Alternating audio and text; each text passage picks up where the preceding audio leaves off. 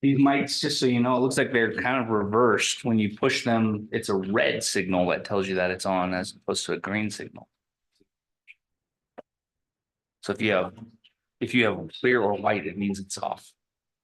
All right, welcome to the first, excuse me, the first interim meeting of the Joint Corporations Election Political Subdivisions Committee.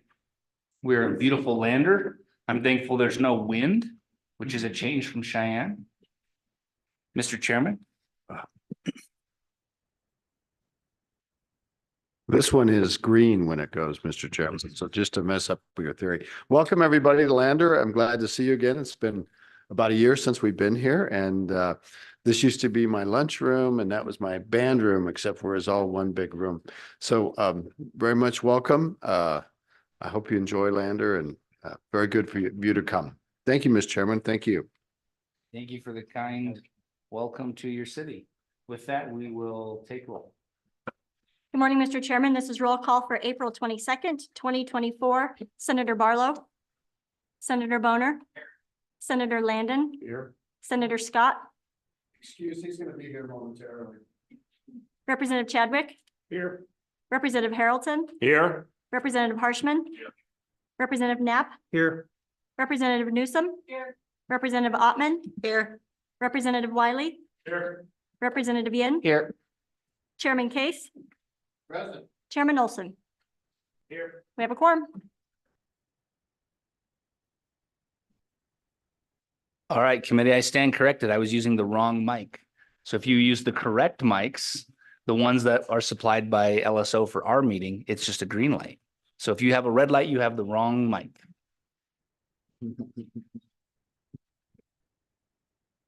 All right. So just a little, if for those of you on the committee who are reading the agenda for the very first time, we have, just to give you kind of a roadmap, we are hoping today to get through quite a bit. So we are planning on it being a bit of a longer day.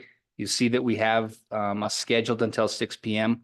We'll go until we're finished, obviously, but we really did kind of front load the agenda. That's just based on people who need to testify and people who want to be here for testimony, availability. And it just, the way that it worked out is, there were quite a few people that needed Monday. So, but the good news is what that means is Tuesday, we should be adjourning at a really reasonable time. We have 2 p.m. set so far for that adjournment. So for those of you who had to travel far and wide, you'll have plenty of time to travel back home and maybe even make it home for dinner. With that, let's jump into our first topic. We have housing policies, affordable housing, and particularly the TIF. And for this, I think we want to is Mayor Collins on Zoom? Want to let him in?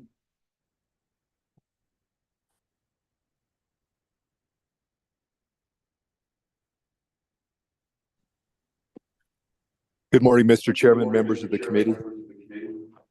My name is Patrick Collins. I'm the mayor of Cheyenne. Welcome. Thank you. Hey, I just wanted to say I'm sorry I'm not there in person. We have a city council meeting tonight, and so I couldn't be both places. And just so you know, Mayor Collins, we can't see you. I don't know if that's intentional. I have a little computer problem, so I'm doing this on my phone. I apologize. So okay, bear with me. All right. Mr. Chairman, a couple years ago, one of our city council members was in Fort Collins helping change out the vanity of his daughter's condo. And he took the old vanity to the landfill, and he was surprised to see that the whole landfill area was covered with solar panels. That experience kind of started us off on a 2-year educational exploration where we're trying to understand the solar industry and to see if Cheyenne could take part in some of these solar opportunities. Our goal is to take our landfill that's been closed for decades and try to find a way to do something positive with that location. We learned that there's a Brightfield program that could help us achieve the goal. The Brightfield program was designed to take a brownfield that is normally an undevelopable site like our closed landfill and bring that site to life by installing solar or wind generation. Hey, Mayor Collins. Yes. Are you on the TIF topic? Yes. The housing? Yes, sir. Okay. Oh, I'm so sorry. I'm sorry. I grabbed the wrong. You're right. I got the wrong one here. We have two things to talk about today. Guess we can skip the last one now. We could. All right, I got you on the right one. I apologize, sir. Hey, we've been meeting with your team from Harvard, reading the recent WCDA statewide housing study. Our local Chamber of Commerce did a study, and all of those things showed the lack of housing and what it's doing to our residents and our ability to improve our economy statewide. In the last few months, our Cheyenne City Council's looked at the recommendations from these housing studies and your Harvard group, and we've made a number of significant changes to our development codes to encourage housing. We now allow ADUs in all of our zoned housing districts. We changed the building coverage to allow for more area to be developed. We reduced our building facade materials for affordable housing. We eliminated minimum lot sizes, reduced our parking requirements. We eliminated the density or the minimum apartment sizing, and we added a cottage lot option. And we started to see a little bit of success recently as developers are starting to bring forward new flexibility. A perfect example of that is in the last month, we've had over 90, or actually right at 90 small cottage lots that we've approved for development. As I've been meeting with developers and residential builders, we've learned that in order to solve our housing challenge, we need to build more units, and we need to have more financial tools to be successful. Any help to extend roads and utilities would definitely spur development and help with affordability.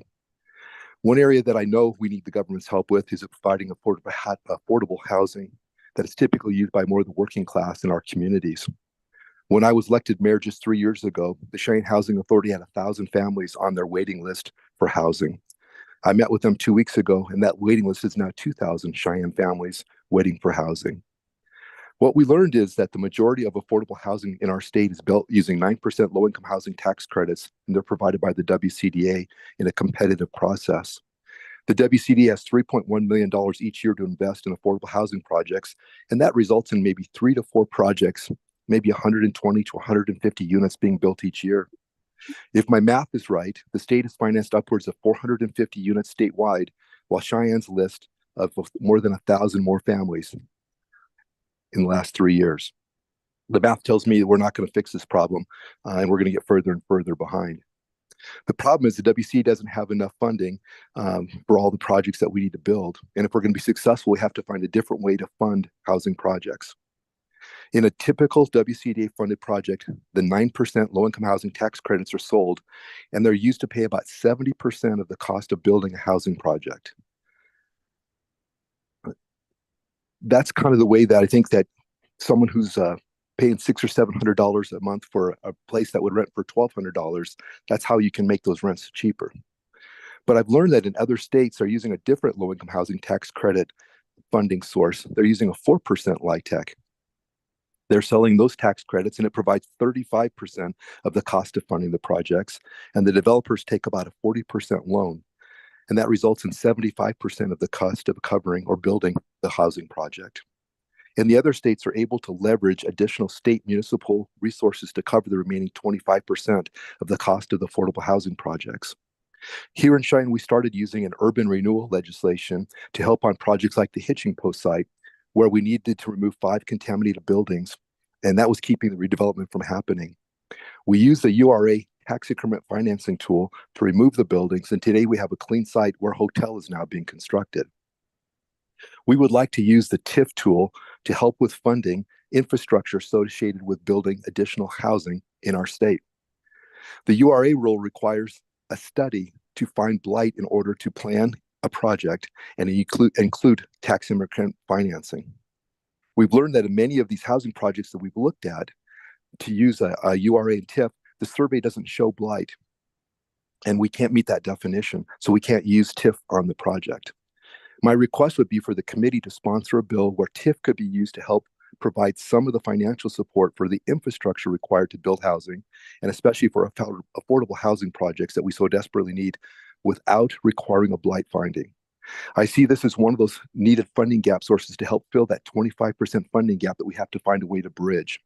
And if we're successful, we might be able to follow the way that they're building these projects in other states.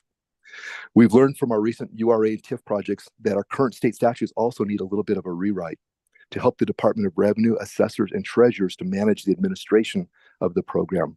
One of the challenges we face is that when a larger parcel, like the hitching post, is split up into 2 or more parcels, like has recently happened with the new hotel, the current statutes don't cover how to handle this.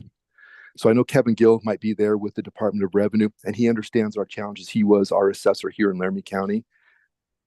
I'd like us to put together a working group to address those shortcomings in our tax increment financing rules.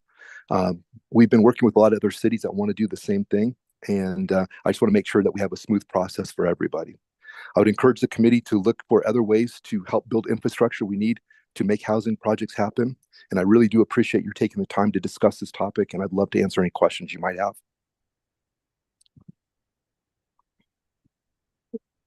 Any questions? Mayor Collins, my question is, you had mentioned other states, and what other states have you looked at that are utilizing the system that you're thinking or envisioning for Wyoming? What have you looked at? What does it look like for those states? Mr. Chairman, as I talked with groups like the McDermott Group down in Denver and Colorado Springs, they're using the 4% program really well. When I look at the Lincoln Avenue Capital, the Wasatch Group in Salt Lake City, Lincoln Capital Avenues nationwide, the Overland Group, there's lots of groups out there that are using this alternative funding source very successfully. We've learned that when you do these projects using 4%, they have to be a little bit larger. So the typical projects might be around 150 units. But for us, and for I think many Wyoming cities, that would be a game changer.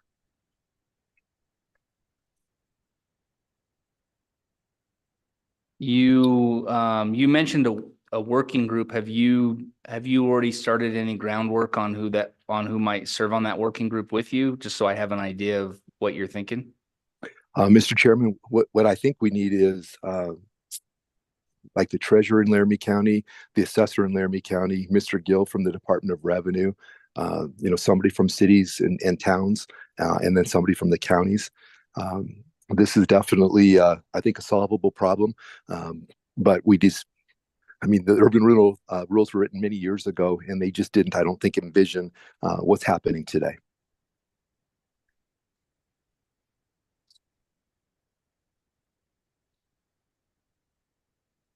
Mr. Chairman, Go ahead. that proposed combination sort of seems heavy Laramie County to me. I think it ought to be more of a statewide effort. And,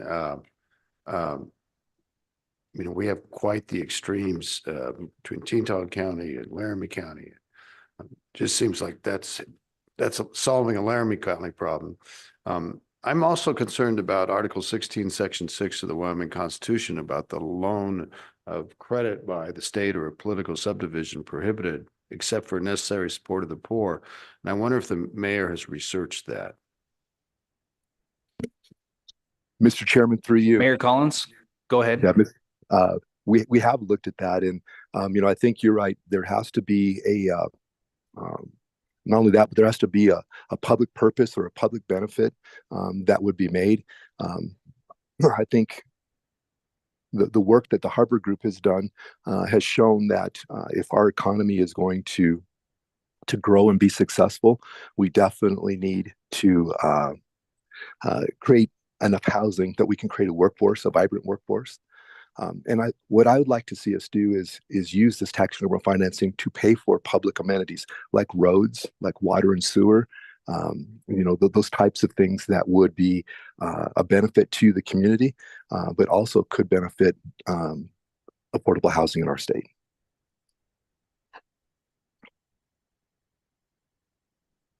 And Mr.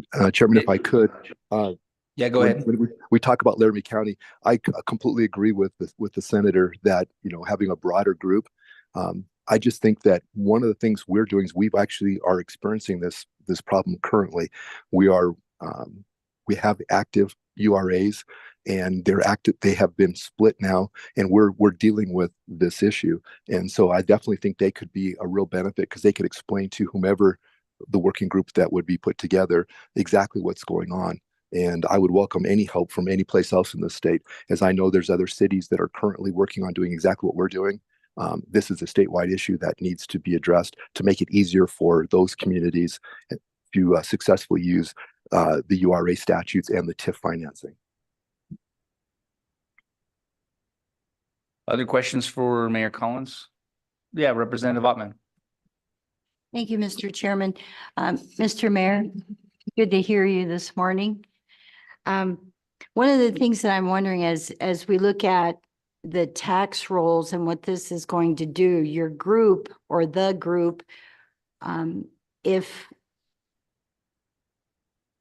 it works out that you can work this, how is the assessed value going to go? I mean, there's assessed area, and I see that you have down the road future. But what I'm wondering is with the TIF, and I see that it really came to the States in 2004, so it's been out there 20 years. But how is this going to affect the general revenue income for the taxes for the city of Cheyenne? We've had significant increases, and what I see, and the reason I'm mentioning this is because if I misunderstand it, I would like corrected. But what I see is that the base revenue for the city would not be increased, that the increases then would go to paying for the principal and interest on loans that would be obtained through this this ability to raise funds. So how is that going to work in the future for those communities? I went down through there yesterday, and there is some industry I see, but how is it going to increase housing in that area? I don't see that in the first phase. Mayor Collins. Mr. Chairman, thank you to the representative. Ma'am, I think I understand your question, and I think you understand it right. When you do a tax increment financing, we set a base year. So the assessor would look at the area. So, you have to determine an area. Let's say we'll use the hitching post as an example. We took the hitching post site and we created that to be an area. And then we look at the property taxes that are collected currently in that area. And let's say they were $10,000. Well, once you put the URA in there, then for the next 25 years, there's a potential that the increase in the property tax values would be captured and used to pay back the roads, the water, the sewer, the appropriate expenses that were done to improve the area so that the development could happen. I think one of the things that I hear a lot is, for a period of years, you're not allowing the city, the county, the schools, the property taxes, the increase in property taxes. And the fact of the matter is that's true. But what I would tell you is, but for the TIF project, there would be no increase in taxes. And if you use the hitching post as a perfect example of that, we had 5 buildings filled with asbestos and contamination. And for years, we've had developers look at doing a project on that site because it's a great site. But the cost of remediating that area was just too expensive. They couldn't do it. And so I think years from now, that site would look exactly the same as it did 5 years ago, except that we were able to find a funding mechanism to remove all of those contaminants and make that site available for development. And so because of you're able to have a development happen. And for a short period of time, we will lose the increment in the increase in the property taxes as it pays back that $1.6 million to tear those buildings down. But then once that's done, then the property tax kicks over. But instead of being worth $50,000 a year, maybe we have $100,000 a year worth of valuation on that site. So you take a short hit to make a really long-term gain. And I would think the same thing would happen with affordable housing or housing in general. We have an area that we can't get housing built because the costs of all of the infrastructure necessary to do it prevent those bigger projects from happening. So we use it to recapture some of those increases in dollars for a short period of time to build the roads and the water and the sewer. But the benefit to the community is, instead of having a raw piece of ground that's just sitting there, we now have 150 units of affordable housing or housing in general there that allows the community then to benefit.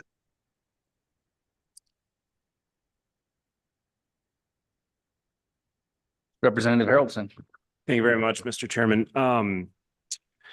Mayor Collins, thank you so much for joining us today. As I've kind of done some research on the TIF programs, a concern that there is that this kind of this program or this idea, there's criticism that it kind of largely benefits certain parts of communities while siphoning away from other parts of communities, including schools and stuff. Can you speak to that and kind of that concern that maybe what we're seeing here could, it could fix an evident problem, but at the same time create another one? Mayor Collins. Mr. Chairman, through you, Representative, I hear exactly what you're saying, because I think that that's the biggest criticism of a tax increment financing. But I would again tell you that if it wasn't for the taxes would not increase. The land would be valued as what it is today, because the challenge of doing the development is so large that it just doesn't happen in most cases. And so we have to look at what the public benefit is. If we've been talking so much about the need for building housing and the challenges of making that happen. We have to figure out a way to try to spur that on, and tax increment financing can really do that. The schools get the same taxes that they get now. The city gets the same taxes they get now. And then for a short period of time, while we use the investment from the tax increment financing to bring the utilities, the roads, and things like that to the site, there'll be a short period of time while we repay those the cost of doing that through the tax financing. But what you find is that it doesn't take very long for the increased valuation to overcome what you lost. And again, if you use the hitching post site, we had about a $10,000 assessed valuation of that whole area. It had been like that for a decade. It would have been like that for decades afterwards. But when we're done and we have 2 or 3 hotels built there, when we have a coffee shop built there, and that, now the tax valuation is more than $100,000 a year, or the taxes paid to the community. And so we did take a small window where we didn't get that extra taxes. But because of the TIF, we're able to create a value there that really benefits the community long run. I hope that answers your question.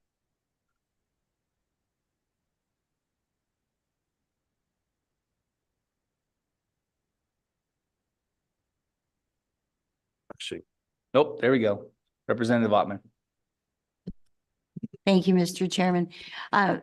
Mayor Collins, what I'm wondering about is, as you look at the areas that are affected, and the hitching post is one example, how are those areas? Like, can those areas be enlarged? I know sometimes, well, just from what I was reading, I'll say it talks about the area of assessment, but then it also looks as though that can be increased. And I'm just wondering if that has to be through public comment, if that is up to this group that are organizing all of this this tax subdivision, and excuse me if I don't know all the right terms, but what I'm wondering is, how large can this be, and for how many years can this be extended? And does it have to go through a process each time, or once established with the verbiage of potential expansion, it could just do that? I did see a sign there that said public comment. It was like one of those 3x4 signs. But I'm wondering if the community there really understands what's going on. It looked as though the housing or the residential area wasn't on the plan as of yet, but some of that area was going to need to be rezoned. So if you could just speak to that. Mayor Collins. Mr. Chairman, through you to the representative, ma'am, I think you asked a really good question. And, you know, for us here, we have a process we go through, and required by state law. And so we have to come up with what we call a plan and project. So you have to do a plan and really just lay out exactly what you want to do. So like in a housing, thing, we would have to say, this is exactly the area that we would be interested in doing tax increment financing on. We'd have to say exactly what the tax increment financing could be used for. So roads, water, sewer, those things that the chairman talked about. We have to be very careful with the state constitution to do things that are of a public benefit. And then we send that to our planning commission, where we have public hearings, and we do that process. Then it has to come back to the city council for approval. And then it's managed by our URA board. And so there we have a required 5-member board that has to manage the process to make sure that the plan and process is being followed, and the money is being invested exactly the way that that the plan and project requires. So yes, ma'am, we are required to delineate exactly what the area of the TIF would be, and then exactly how those dollars would be used. And then we have a very robust public process that's necessary to make sure we go through before it can be implemented. So Mayor Collins, we've been spending a lot of the dialogue talking about the TIF process in general, and under our urban development statutes, the TIF process is already permissible in Wyoming. So, and maybe I just missed it, but maybe you can help me hone this in a little. What specifically do we need to do to the statutes beyond what we already have in place? Mr. Chairman, thank you for that. So currently we use TIF to remediate areas that are blighted. So there may be, like on the hitching post, we had contaminated buildings with asbestos. So the development couldn't happen because there was a situation or a blight was available or seen in that area. And so when you go out and you do a survey, and if you find blight, then because the blight is there, it triggers the ability to use the Urban Renewal Authority and the tax increment financing to remediate the blight. So then that area can be developed.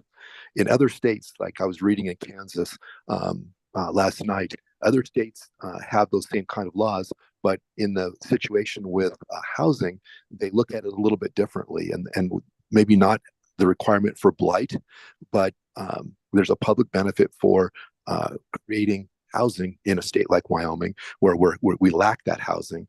And so what I guess specifically we're asking for is for the ability to use TIF to build affordable housing or housing in general. However, you guys seem that would be the best way to move forward, but without having to have a blight finding. So just as, I guess, a blanket statement that housing is necessary, and put some guidelines in there for us, however you feel that's necessary, so that we can use TIF to help spur the development and creation of more housing in Wyoming. Mayor Collins, you referenced Kansas. I don't know if you've looked at other states, but is there a particular state or particular states that we should look at that would give us a good idea of what the statutes might look like under the system where a blight finding is not required? The only one that I've really done a lot of research on so far is Kansas, but I know it's used in Colorado. I know it's used in other states. I just haven't had time to drill down on the specific language yet. Okay, that's helpful. And Mr. Chairman, again, Yes. to build especially affordable housing, we are limited in Wyoming to maybe 120 to 150 units a year.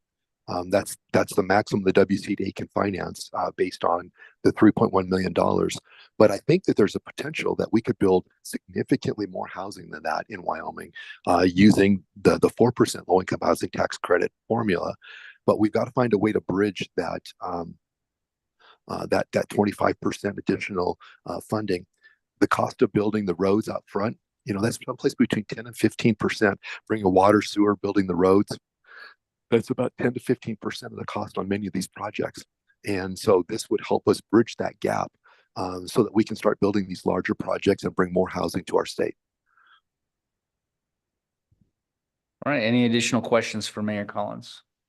If not, we will jump to the Department of Revenue and we'll see where the conversation takes us from there. Welcome, Ken. Good morning, Mr. Chairman. How are you? Can you hear me okay? We can hear you now. Yep. Very good. Hey, I put together a small presentation if it would please the committee and the chairman to maybe go through that. Yep, and I believe your presentation is in our materials.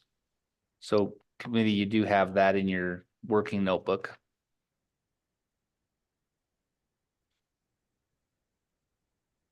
Okay, can you see? And maybe just introduce yourself for the record. We skipped that. Absolutely. Sorry about that, Mr. Chairman.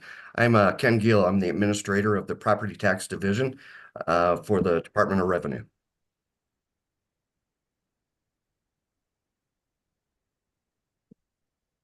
All right, please proceed. Absolutely.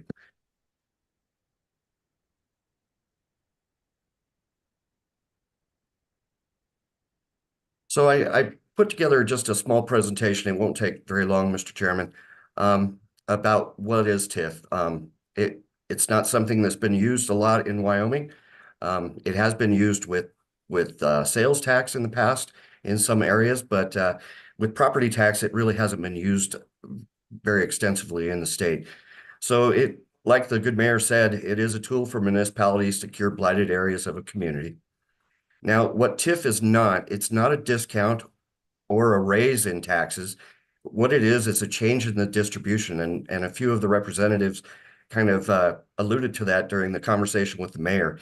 It changes that distribution. So if we go to the chart that I included here, you'll see the baseline area. That is when they create the blighted area, or they call it a blighted area through their UAR board. So the taxes continue to be distributed as normal. So the schools still get that base amount. The city still gets the base amount. The county, your libraries, your fire district, if there is one there, they still get that base property tax. It's the increment that is distributed to the board to offset the cost of the development of that blighted area. So this is the money that goes just to them, and the schools, the county, the city, and whatever entity out there forgoes those taxes. And then once the TIF is done, then the appraised value of the area has gone up considerably, especially when you look at the hitching post area. It was pretty much vacant land and some exempt parcels out there, and there are 2 major hotels being built there. So there will be a raise in property values out there, and with the raise in property values, of course, comes a raise in the taxes. So right now, the statutes are this is really the meat and potatoes of the statute here. 159120A Romanet I, that is the base amount. And then A Romanet 2, that's the increment amount. So the statute defines what the base amount is, when it becomes a base amount, and then where the increment or the additional monies should be distributed. So what are TIF collections typically used for? Infrastructure, I think the mayor alluded to that: water, sewer, utilities, streets, parking, sometimes environmental remediation, and other investments that benefit the public. Here's where our challenges are. There is no direction for the county assessor or the county treasurer to deal with these areas. So as the mayor alluded to, the hitching post area had 10 parcels in it, I believe, when it started. And now there's quite a few more parcels in there because they've been subdivided. There's no direction in the statute of how the assessor should deal with those new parcels, because, as you know, an assessor is looking at it a parcel by parcel basis, whereas once that gets redivided, those parcels change in value. So we're not looking at it as an area of how much tax comes in. we're looking at it parcel by parcel. So as those parcels change, what do we do as an assessor? Do we start over? Do we forgo what had happened before it was called a blighted area? We're not really sure, and the statute's very silent on that. And then the distribution piece, I think the county treasurers, they're experts, obviously, at distributing tax money.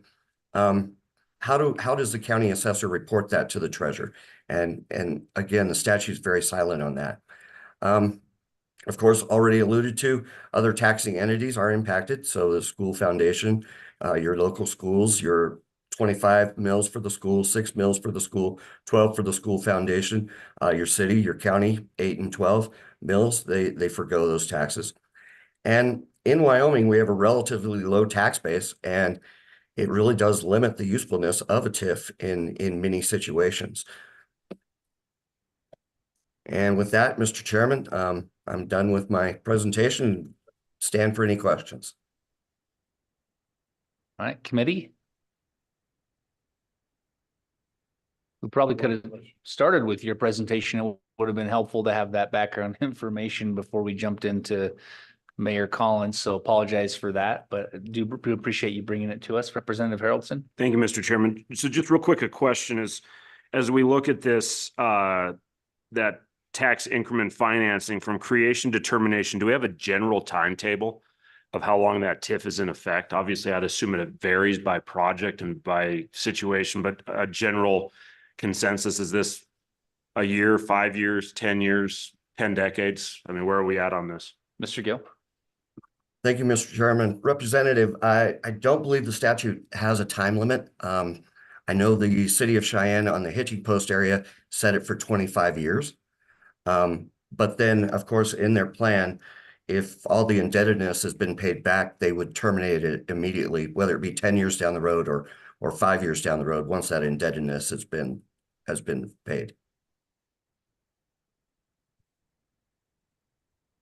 No follow-up? You're good? Senator Landon. Mr. Chairman, thank you. Mr. Gill, you made a comment that because of Wyoming's tax structure, that limits the usefulness of a TIF. Can you, I'm riding a little slower horse this morning. Can you go back over that for me real quickly and help me understand what you meant by that? Mr. Gill. Absolutely. Absolutely. Thank you, Mr. Chairman. Senator, in some areas, it would be hard to identify a blighted area that's already very, very improved, if you will, improved with buildings, infrastructure, that sort of thing, where those buildings really aren't going to change and won't change for years. So the usefulness in some areas, it just wouldn't be there because the properties aren't going to change. In the Hitching Post situation, obviously there's a big change there. So starting with basically nothing, bare ground, and building major structures on there, that probably will be very useful to the city of Cheyenne. Some of the areas that have been studied may not be as lucrative, for a lack of a better term, because those buildings really aren't ever going to change, or if they do, it will be a very slow process. Thank you for that. Mr. Gill, you had also referenced on that challenges in current statutes slide that there's no real direction for assessors particularly, but also for treasurers. Have you looked at any other jurisdictions to see what it might look like in other jurisdictions? Do you have if not, or if so, do you have a sense of what we could do to give better direction? Mr. Chairman, thank you for that question. A really good question. I have looked at quite a few states, and they vary because the property tax laws vary so much.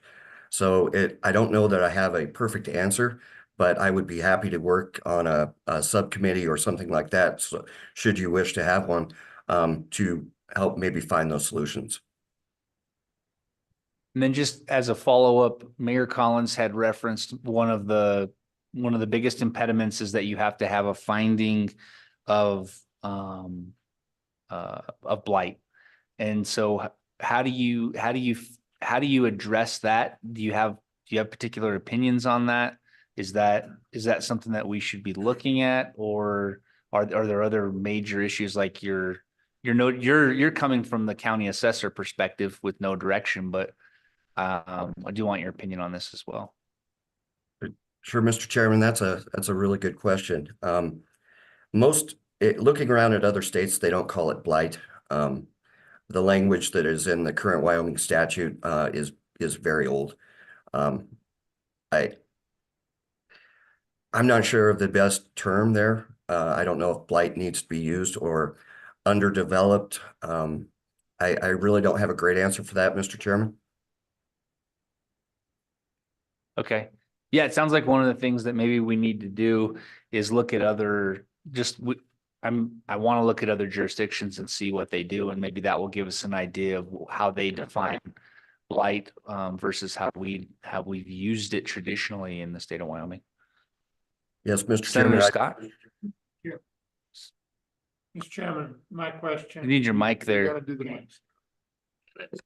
Mr. Chairman, the question I've got is, suppose we decide to, in addition to the blight designation, have a similar but separate that just deals with undeveloped land for low-income housing. We'd obviously have to change the definition of eligibility, which we could do.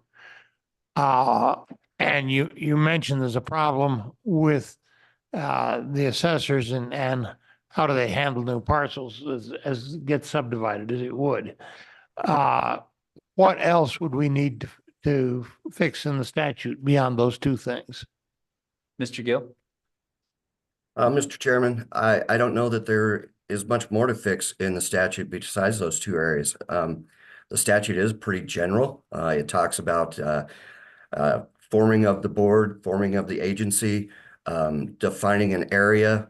It talks about indebtedness, whether it be bonding or loans or that sort of thing. I really think those are the major things that need to be addressed. And looking at the statute, yes, it is old, but I think it's very general and covers pretty much everything that needs to be covered. Representative Ottman? Thank you, Mr. Chairman. Looking at this, I'm just trying to understand the whole thing because it's a new concept for me. But seeing as how there are 9 different areas where an area can be considered blight, here in Wyoming, we don't have like, well, you must have 1 or you must have 9 like other states will have. You need to qualify by having these 3 or these 5 or whatever. So since we don't qualify, does that mean we don't have even one of these situations that we're looking at with this particular property? And I know this is used as an example, and there will be other things. The other thing I was wondering was what is the benefit, if you know, of having the TIF rather than one of these other types of value capture? To go along with that, I just want to verify in my mind to capture unearned land values by the addition of public land structure. The subsidy for redevelopment diverts revenues, and the original intent of the TIF to stimulate the private investment of a blighted area. So our services, the taxes will not, and there was a lot of information here, it's very interesting, but the taxes will not be directed from the city budget, but lowers the revenue. So as our municipalities are having lower revenues, and this capture is going for this new designation, what are the cities and municipalities supposed to do for the general run of government. Is there something in this plan that covers that? Thank you. Mr. Gill? Mr. Chairman, thank you, Representative. Great points and great questions. It really is a transfer in the distribution of the funding. So it's still the property owner. The property owner's paying those taxes, right? So they're basically paying those taxes, but those taxes aren't going to the typical area. They're going to this development. So in other words, the developer in many ways it's a different way of paying for their infrastructure. They're still paying their taxes, right? But it's a different way of paying for the infrastructure where the municipality is actually jumping in and helping out with that, or maybe fronting the money and then receiving the money back as the increment grows. I think the question, and maybe I'm missing the question, but how does a city continue to operate after foregoing those monies? These areas typically aren't very large. It's usually a small focused area. So they're probably not foregoing that much money at that time. But if you got enough areas out there considered blighted, it could add up eventually. I could see that. The statutes are very silent on that part too, where the schools will not be receiving the monies of the increment, the cities, the counties, but there's really no tool in the statute to let those entities know that they will be forgoing that money. All right. One more? Okay. Representative Haroldson gets one more. Thank you, Mr. Chairman. Another question. So let's say that we go down this road of a TIF, we develop or improve a property, and we see an economic downturn or a failure, and then we've got a municipality or a community that's saddled with that debt load of the improvement, but yet not seeing that return, that ROI. Is that a concern? And then the second part is, if tax structure changes, are we creating a carve out that can't be changed? So kind of a two-part question there. I mean, are we creating an island that then we can't later reassess or change because of the TIF that's in place in that area? Anyways, two questions there. One, if the bottom falls out and can it then become an economic burden? And then second of all, that tax change, and if we lock in a different structure. Mr. Gill? Representative, Mr. Chairman, Representative, great question. In a downturn, basically there would be no increment, right? So there would be no way of paying back that indebtedness. So if the property value did go down, there is no increment there. So there would be no way of paying that indebtedness back. Tax change, great question there and great thought. I hadn't really given that much thought, but yeah, if the tax structure in our state changed, and let's say we moved away 100% from property tax, that could cause a problem. Maybe we would have to look at using sales tax as opposed to property tax at that point in time.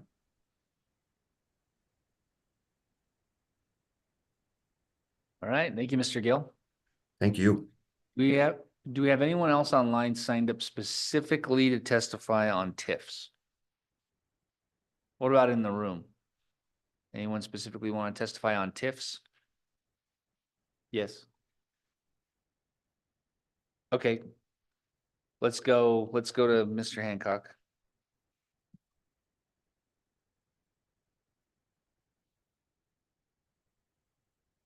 Signature.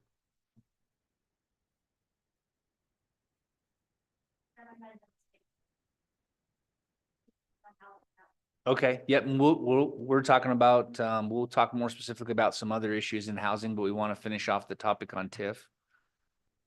So let's do that.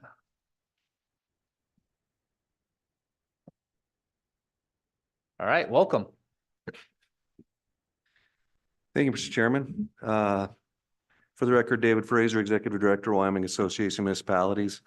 I want to compliment you on taking a look at this. Really, what you're doing here is just thinking a little bit outside the box. In other words, you're talking about taking what is a successful tool for urban renewal and just and looking at expanding it. And I think, you know, I would encourage you to keep it simple. I'm sure LSO Legal may see some other things, but I think it really is just as easy as what Senator Scott mentioned, that the TIF legislation is already in place. It's just presently you need to make a finding of blight.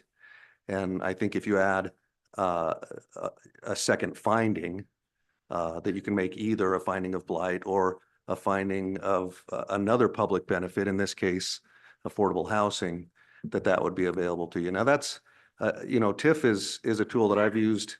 You all know that I'm a recovering city manager, and I've used it especially when I was in Michigan, which had a lot of blight.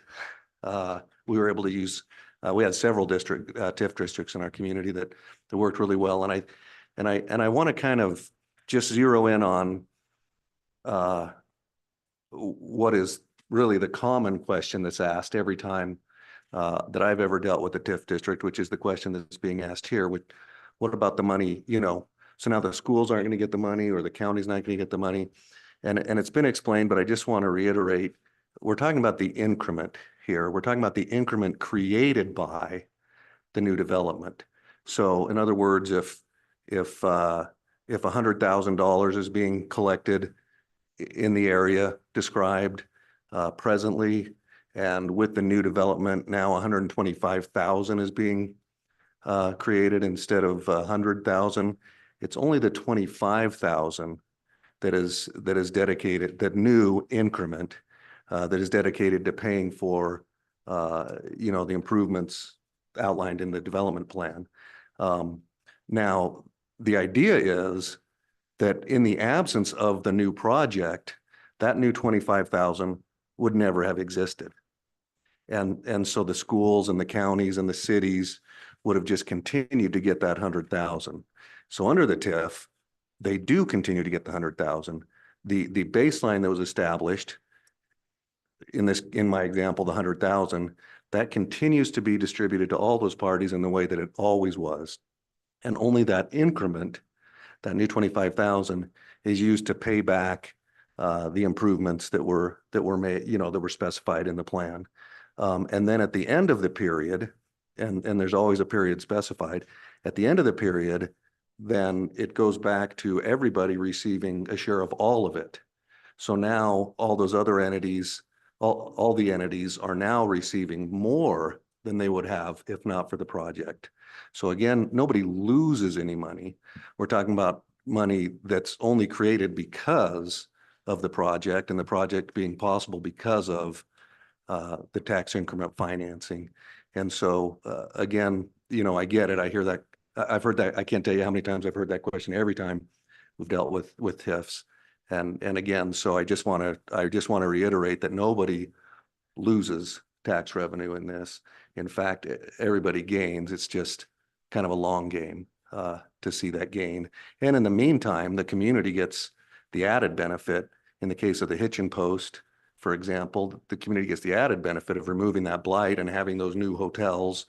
If this were extended to affordable housing, the community, in addition to eventually to all those entities eventually getting more and never getting less in the meantime, there's the added benefit, which is the goal, the community benefit of having this additional affordable housing if you choose to apply this proven tool in a new way. With that, I'd take any questions or stand down. Senator Scott, and then we'll go to Representative Ottman. Mr. Chairman, my question relates to the value of this and the need for it. What you would use the financing for is, as I understand it, some of the infrastructure that's required for a project. And I gathered from listening to the mayor that that's somewhere in the 10 or 15% of the total cost of the project. And I don't know how inclusive that was.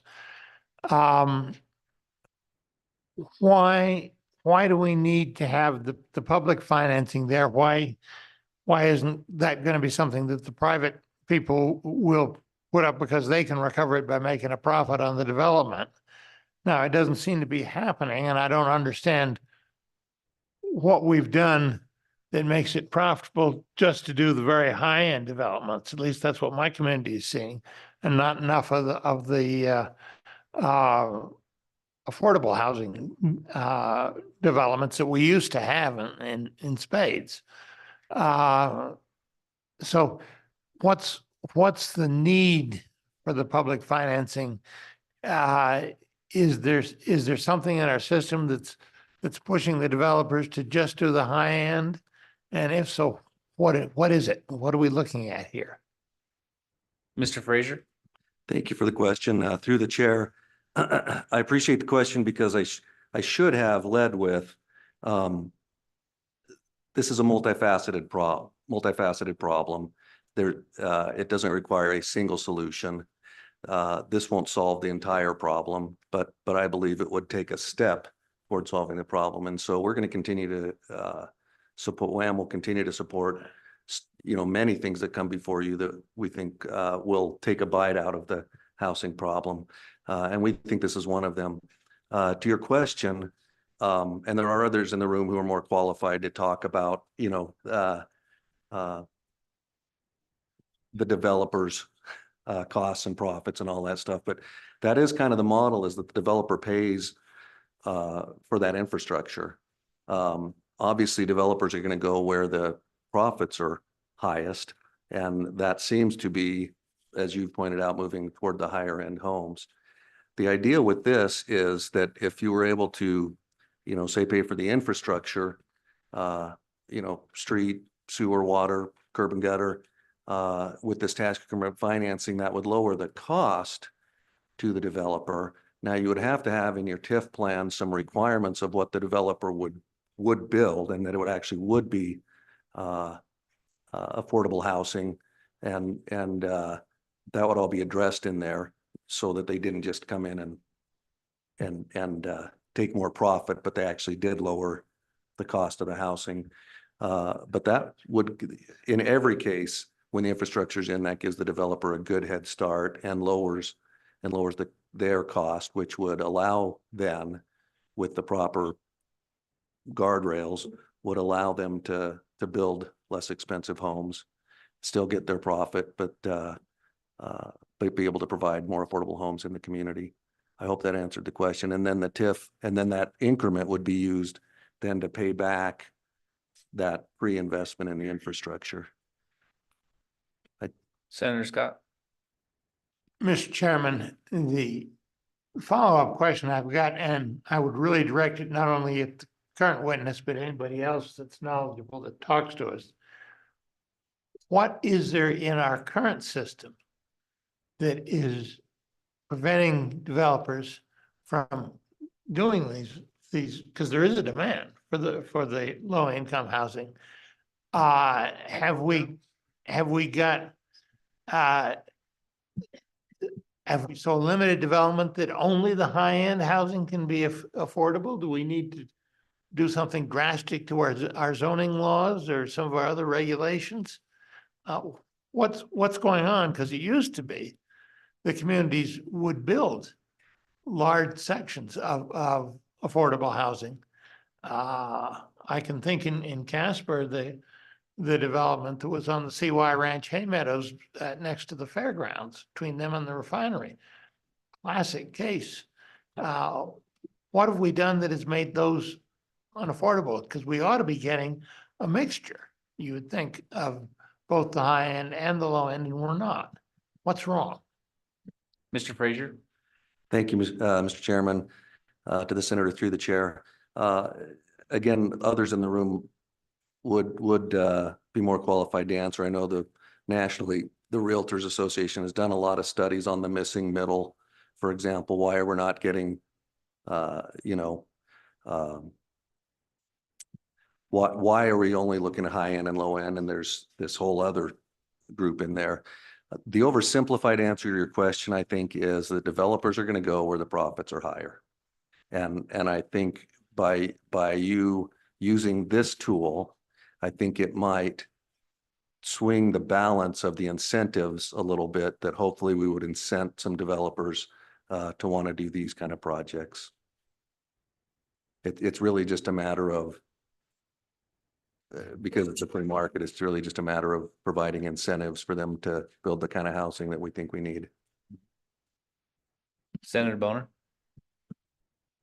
Oh, thank you, Mr. Chairman. So changing gears here a little bit, I see in Title 15, Chapter 9, there's a ability for municipalities to exercise eminent domain. There's also options to, buy and sell property in these blighted areas. I'm just wondering, how often is that used in these circumstances? You have to go through the process, it seems like, to have those powers available and, designate an area first. But I'm just wondering how the transfer of property potentially against the property owner as well, how that has worked in recent past. I think we had a good example of Cheyenne, near as I can tell, just looking at the publicly available land ownership records, it hasn't happened near as I can tell, but just wondering how that plays into this mix. Certainly property rights I think it should be an important part of this discussion, and we need to tread carefully there. So just a little bit more information as I begin to wrap my mind around this, that'd be helpful. Mr. Frazier. Thank you, Mr. Chairman.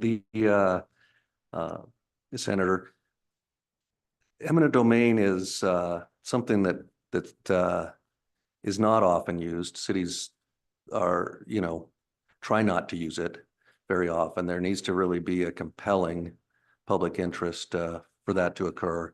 It's obviously fraught with a lot of issues, political and legal and otherwise. And so I don't think that's been widely used in our state. But it is a tool that's available if there is a compelling public need and an unwilling partner, as you mentioned. You got any follow-up, Senator? I'm asking you. All right. Representative Knapp. And Mr. then Chairman, Representative Yin. thank you. So just in follow-up to Senator Scott's question, I think we all come from communities that have had overbuilding, underbuilding in a cycle, right? So to me, it is quite a jump to go from blight to basically general public benefit. So we've had a perfect storm, and it's been a destructive perfect storm in inflation, cost of goods, supply chain, financing, because percentages are at a high. Why does government, or why should government take this time, the snippet in time of a perfect storm where obviously industry has chosen not to invest in something that they consider unaffordable or risky? Why would government take that role on? Mr. Frazier. Thank you, Representative, through the chair. Again, we're in kind of an unprecedented time, I believe, and I think that we've seen.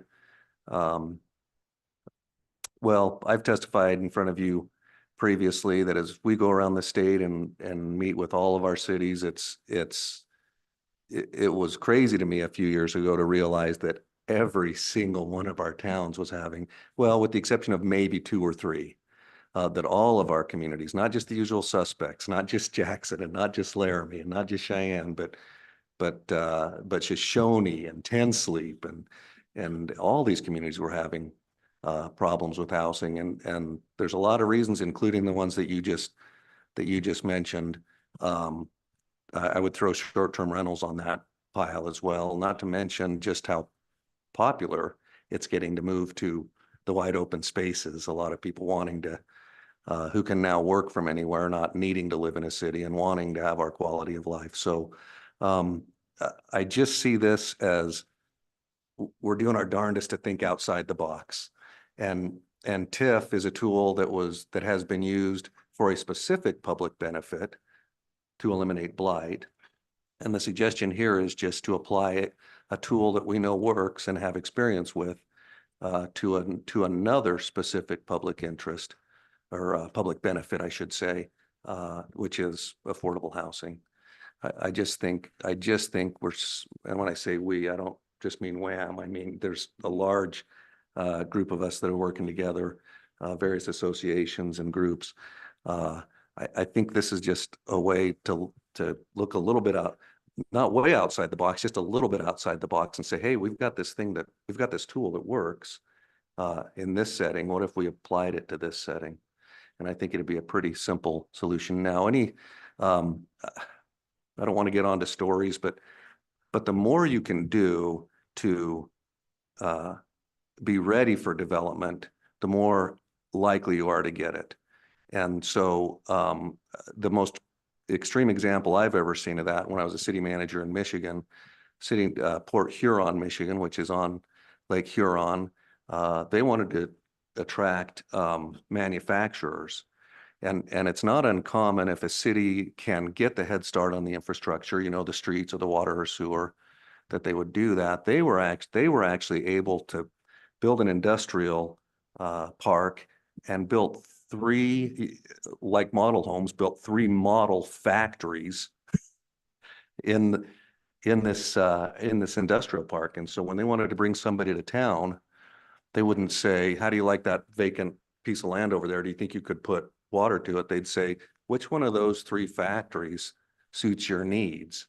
And then they would take the proceeds then they would to sell that, and they'd build another one. You know what I mean? They'd build a new one, so they'd still have those three models. And they were able to bring an incredible amount of business there because I've never seen any community more ready than that. That's the craziest example I've ever seen with my own eyes. But I actually went over and toured, what they were, show me what you're doing. And the same principle applies here. If we can take areas and have them ready for the builders to come in, I think they'll come in. One of the problems, and I'm speaking too much, but another one of the problems that we're hearing from our communities is that there just aren't enough builders. And in fact, we hear from, Laramie told me this was a couple of years ago now, that even the few local builders they have were all down in Colorado, building after the Boulder fire down there. And so what we want to do is incentivize our builders to build in Wyoming. We want to maybe incentivize builders from Colorado to come up here, or from Utah to come up here, or South Dakota. Wouldn't it be great if we had if we were drawing builders into Wyoming instead of having our border states draw them out? So again, this is just a way to set the incentives well to attract the kind of building that we want. Thank you, Mr. Chairman. Yeah. So committee, here's where we're at. We're just so you know what affordable housing is the major topic that we're talking about. We're a little over an hour in, and we're just on TIFs. So I'm going to take one more question on TIFs, and then let's move forward. We've got some other presentations on other areas that can address affordable housing beyond a TIF. So, let's move through that. Let's move through the topics. I'm going to take one more question from Representative Yin. Unless it's a dying question, Representative Ottman, Representative Yin. There it is. It's green now. Mr. Frazier, thank you, Mr. Chairman. Mr. Frazier, I just want to get some total clarity on the actual tax that is being borrowed against. So we're talking about just the increment in taxes from before the project to once the bond's created, and then the increase in revenue.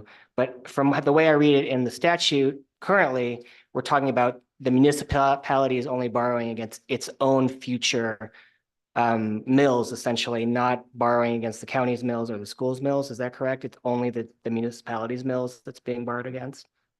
Mr. Frazier. Thank you, Mr. Chairman, to the representative. Again, we're talking about the increment created by the development. And my understanding, and I don't have the statute open in front of me, my understanding is that the total increment created goes towards paying back the improvements.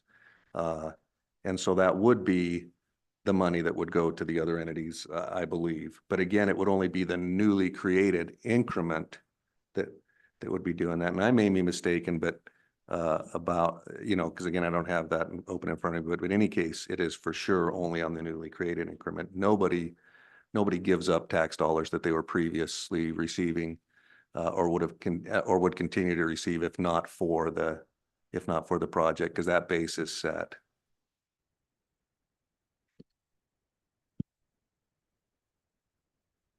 Okay. Thank you, How Mr. so? Frazier. I think you got it. Sir, did you have testimony on TIFs that you wanted to provide? Nope, you're good for now. Okay, then let's move forward, committee. I know there's a lot of interest in discussing this topic, and if it returns at the next committee meeting, we'll take a deeper dive going under the ocean to the larger part of the iceberg. But right now, we're just going for the tip of the iceberg.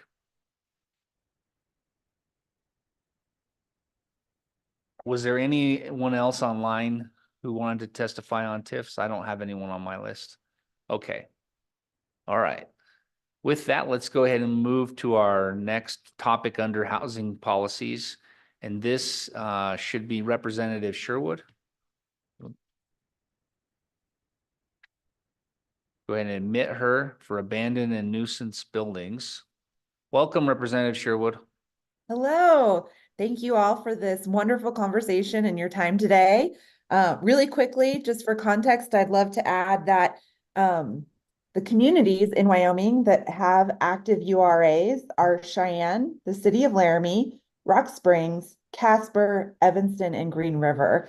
And so if the concept of a working group continues forward, those are the communities that currently have URAs that I'd love to see have a seat at the table. With that, I will transition into my proposal for the Abandoned and Nuisance Buildings Bill. I will give you a very high-level summary, knowing that you're very busy today, and then stay with you to take questions. So this concept was first introduced in 2018 by then Representative, now Senator Dan Furphy, seeing a need to give some love and incentives to our underutilized businesses or buildings throughout our communities, some which are commercial and just feel abandoned, others are residential units and feel neglected. So the concept of this is a optional tool or a carrot, as I like to say, to incentivize the private redevelopment of underutilized properties. The bill does not allow for taking. It is not a permission for city or local government to enter into an eminent domain. So what the bill does, it gives a local government the ability and criteria to designate a property within city limits as abandoned or nuisance if it is vacant, neglected, or deteriorating. This is especially called out if there's an unlawful use or condition of the property that endangers the life, health, or safety of the neighbors or the community in the vicinity of the building. It does allow the city to assess an abatement cost through a lien process if they are the ones to repair, remove, or destroy the nuisance building. It ensures the lien for abatement does not take preference over the pre-existing debt that a bank might hold. If there is no loan on the property abated, the city or town's lien takes priority. I am going to shut off my timer.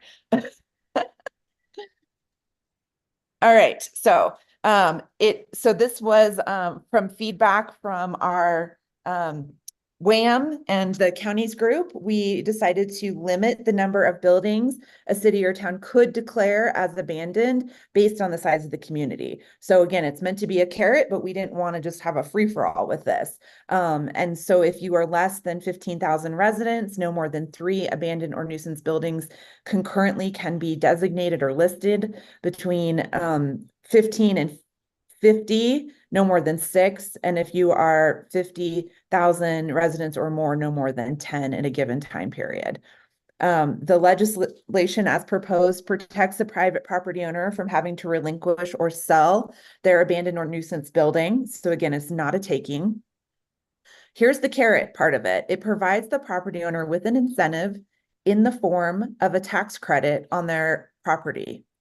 So if they invest in the building, So say, so this is a credit on their property taxes. For example, up to 50% of the cost they can recoup to if they demolish or remove the building within 2 years of the designation, up to 100% of costs if they bring the building up to code within 2 years. That makes it ready for a new tenant.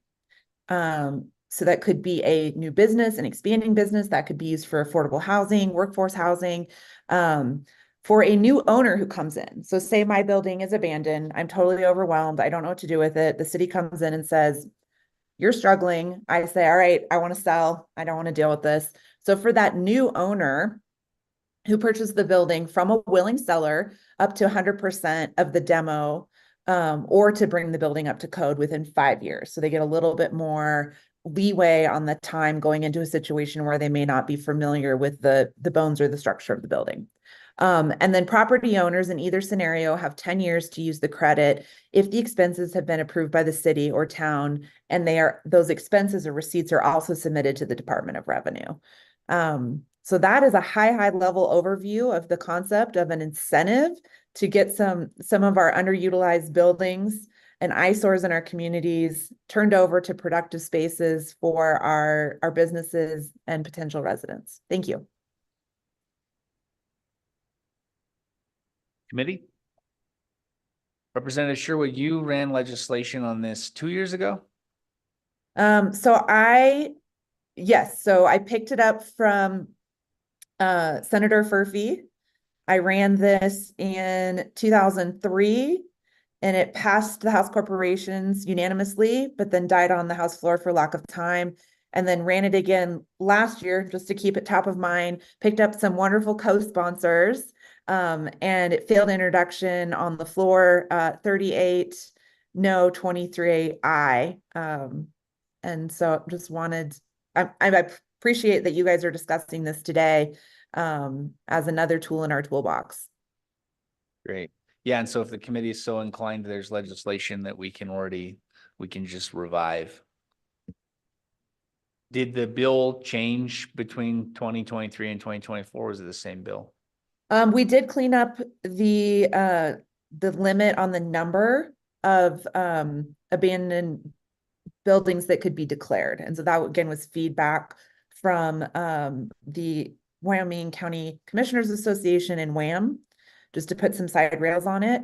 And then changes that were made between 2019 when Senator Furphy ran it and when I ran it in 2023 was feedback from the Wyoming Bankers Association clarifying the status of the lien, and that if there was an outstanding loan on the property and the city went in and made improvements or cleaned it up, the city would take second step behind the bank on that lien.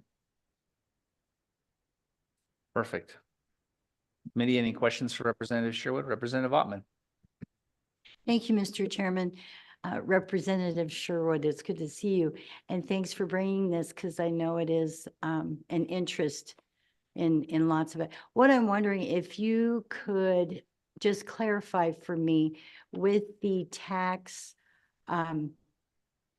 grace, how does that work if they go in and demo a property? How is that paid for until the amount of tax that would have been paid is accrued? Representative Sherwood? Mr. Chairman and Representative Ottman, thank you for that question. So maybe that I can illustrate the answer with a example. So say a building in need of repair has a property tax bill of $1,500. So low, but we're thinking about something that's underutilized, not very productive piece of property. Somebody comes in and puts conservatively 100,000 into the building to bring it up to code. That makes the building value go up. Hopefully there's a new resident in there, there's more activity. So now the property tax bill is 3,000 a year. So then if the city then has gone through the receipts and approved the full 100,000 in expenditures, that can be credited against the property tax bill for a 10-year period. So 3,000 over 10 years, $30,000. Then the credit expires after that 10-year period. So even with the full value of improvements considered, that owner may or may not get the full value of the improvements back in credits against their property tax bill. The numbers would look a little bit different if it was a demo. The value of that property or the property tax bill may not go up, but the cost that they spent in demoing it and preparing maybe the lot for new use, they could still apply the value of the demo as a credit against their current property tax bill for a 10-year period.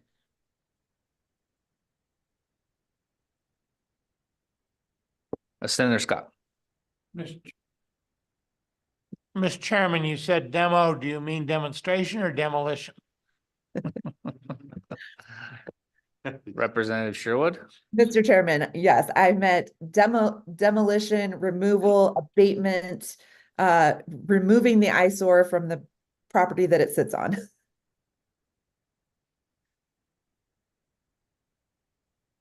Representative Knapp. Representative, thank you. What is in your opinion, is there a downside to this bill? If a city designated a building as needing to be demolished or needing to be upgraded, and the owner does not go for the carrot, wouldn't that in essence devalue the building for future sale to? What do you see as the downside to this? Representative Sherwood. Mr. Chairman, thank you. You know, it is our job to look at the pros and cons and the flip side of all of this. The downside is somebody's feelings might get hurt. You know, maybe I love my grandma's old dairy barn and I like it the way it is, and don't want the city coming in and saying that's a sad piece of property. But in terms of devaluing it, because the incentive is there, if that owner decides to sell, I think that there's more value in it to a new owner coming in because they're going to get a rebate to their property tax as that new owner making an improvement. But I'll continue to think about that. Is there an unintended consequence I haven't thought of potentially, but it's not top of mind. Further questions for Representative Sherwood? All right. Thank you, Representative Sherwood.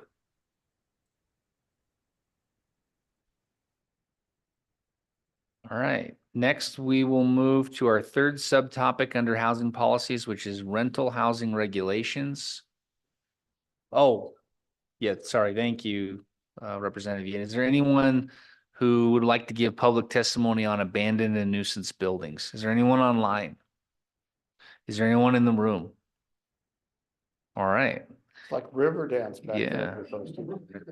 And so in public and committee, once we get to the end of the housing policies topic, would be the time for committee members to ask of the committee or of LSO for any further steps that we want to take on any of the topics. So we'll take them all at the end.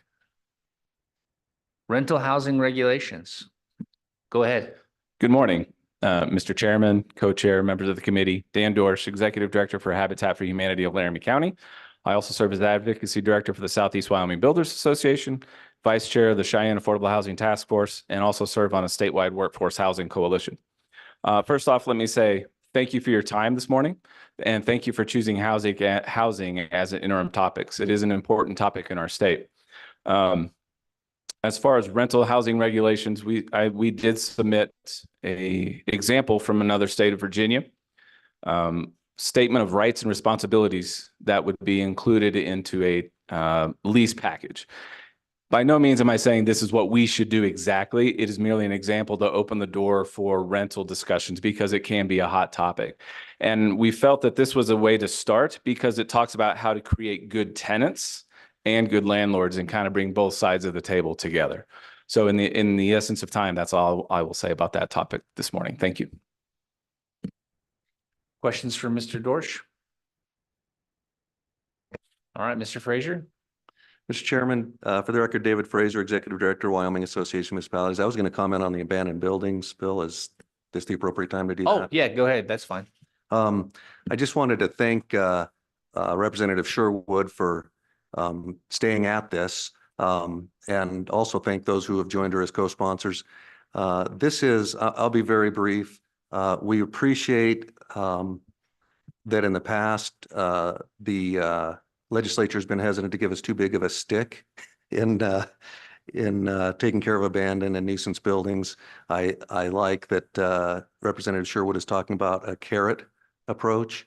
And I guess I don't even really need to say this, I don't think, but I just want you to know this is a statewide issue, and I'm sure each of you in your own mind's eye can see in your own community abandoned buildings. I'm sure you all see this as I drive through all of Wyoming cities. I'm seeing it everywhere, that we have these buildings that have been abandoned and interestingly are creating blight and even worse, in some cases are becoming an attractive nuisance with having, people going in there and causing safety concerns and that sort of thing. So again, I think it's a novel approach to try to bring, to use a carrot and hopefully to give an incentive for some of those building owners to want to make their properties more safe. Thank you. All right, thank you. So, Mr. Co-Chairman, I don't remember a discussion that we had about rental housing regulations. Mr. Chairman, it does fit within the general area of housing, and Mr. Glass has been very adamant, and there's a whole group of landlords in Wyoming that want to talk about this side, and I think it's probably only fair.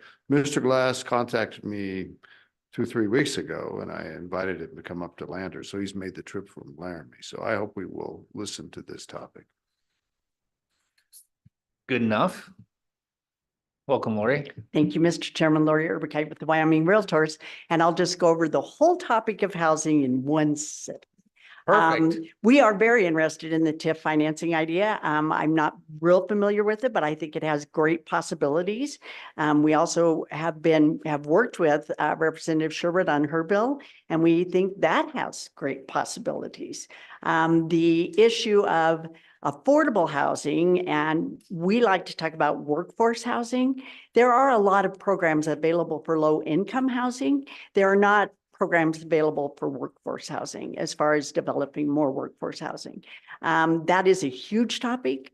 Whether or not there is a place that the state can affect that is, I think, yet to be seen. We've had a lot of discussions about possibly it's through grants, through maybe the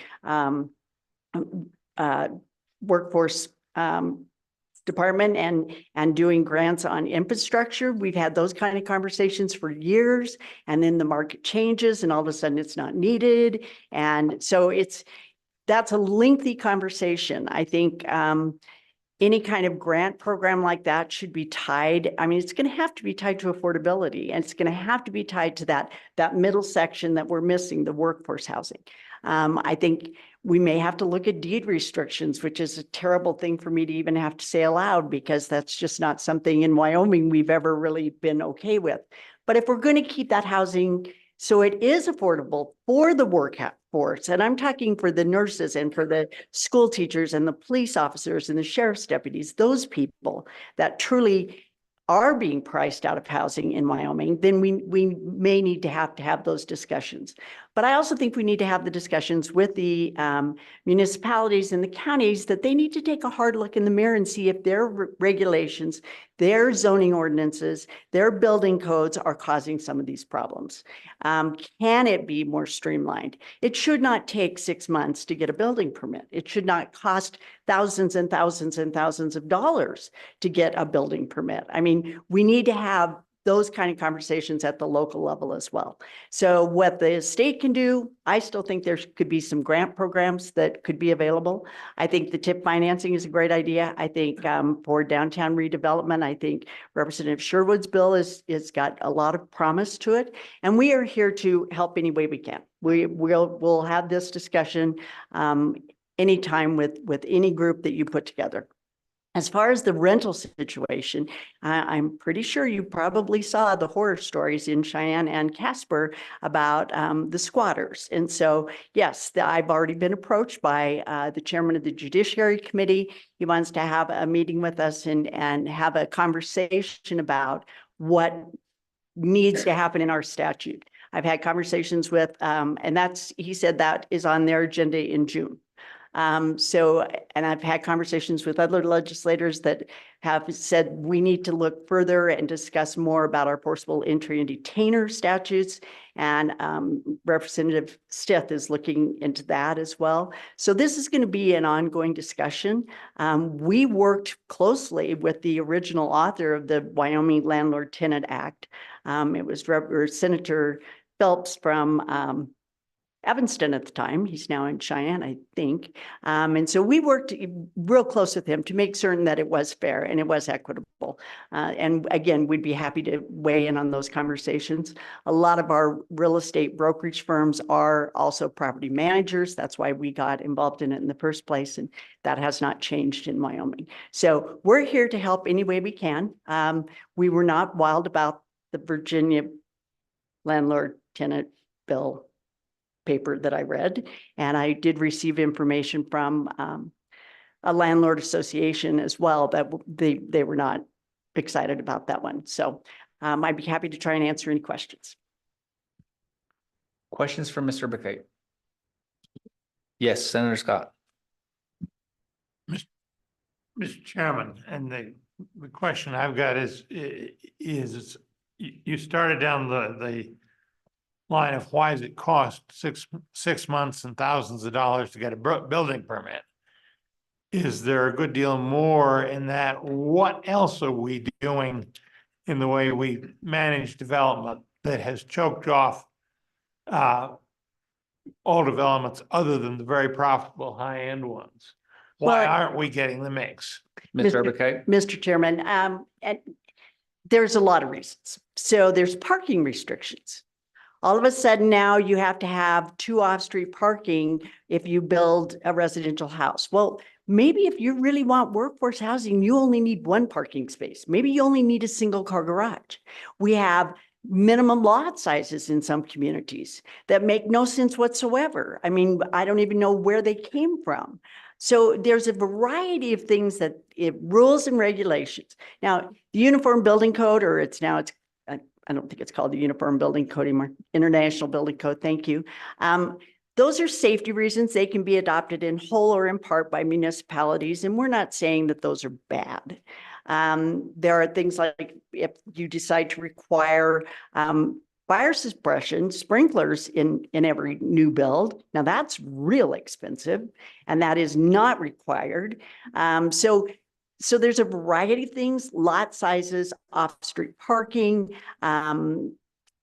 those kind of issues, you know, and in some areas, then they have the impact fees and that I still maintain are probably not statutorily permitted, but nonetheless, there are all those kinds of issues and setbacks. I mean, there's a lot of different things that they could really take a hard look at and go, is this critical? Is it absolutely critical that we have 12,000 square foot lots? No, 7,500 would be quite fine. So those are some of the issues. Representative Harshman. Thank you. Thank you, Mr. Chairman. Mr. Service Guy, thank you. I did 2 questions. The first one, really, you know, we're all familiar with our own communities, but as you look around the state, are any of these problems with workforce housing, are any of them land related where there's just no housing land next to the city? I mean, you wouldn't think so in most of Wyoming, but are there places? Mr. Chairman, thank you. And thank you for that question, because that was a point I was specifically asked to include in my comments and I had forgotten. We would love to see and have a discussion about, because there are some areas of the state that there's just not affordable land, but there are some areas of the state that have some great state land and BLM land. And I know it's, you know, if it's federal land, we've got all sorts of different issues. But to do some land leases on those kind of properties would be incredible.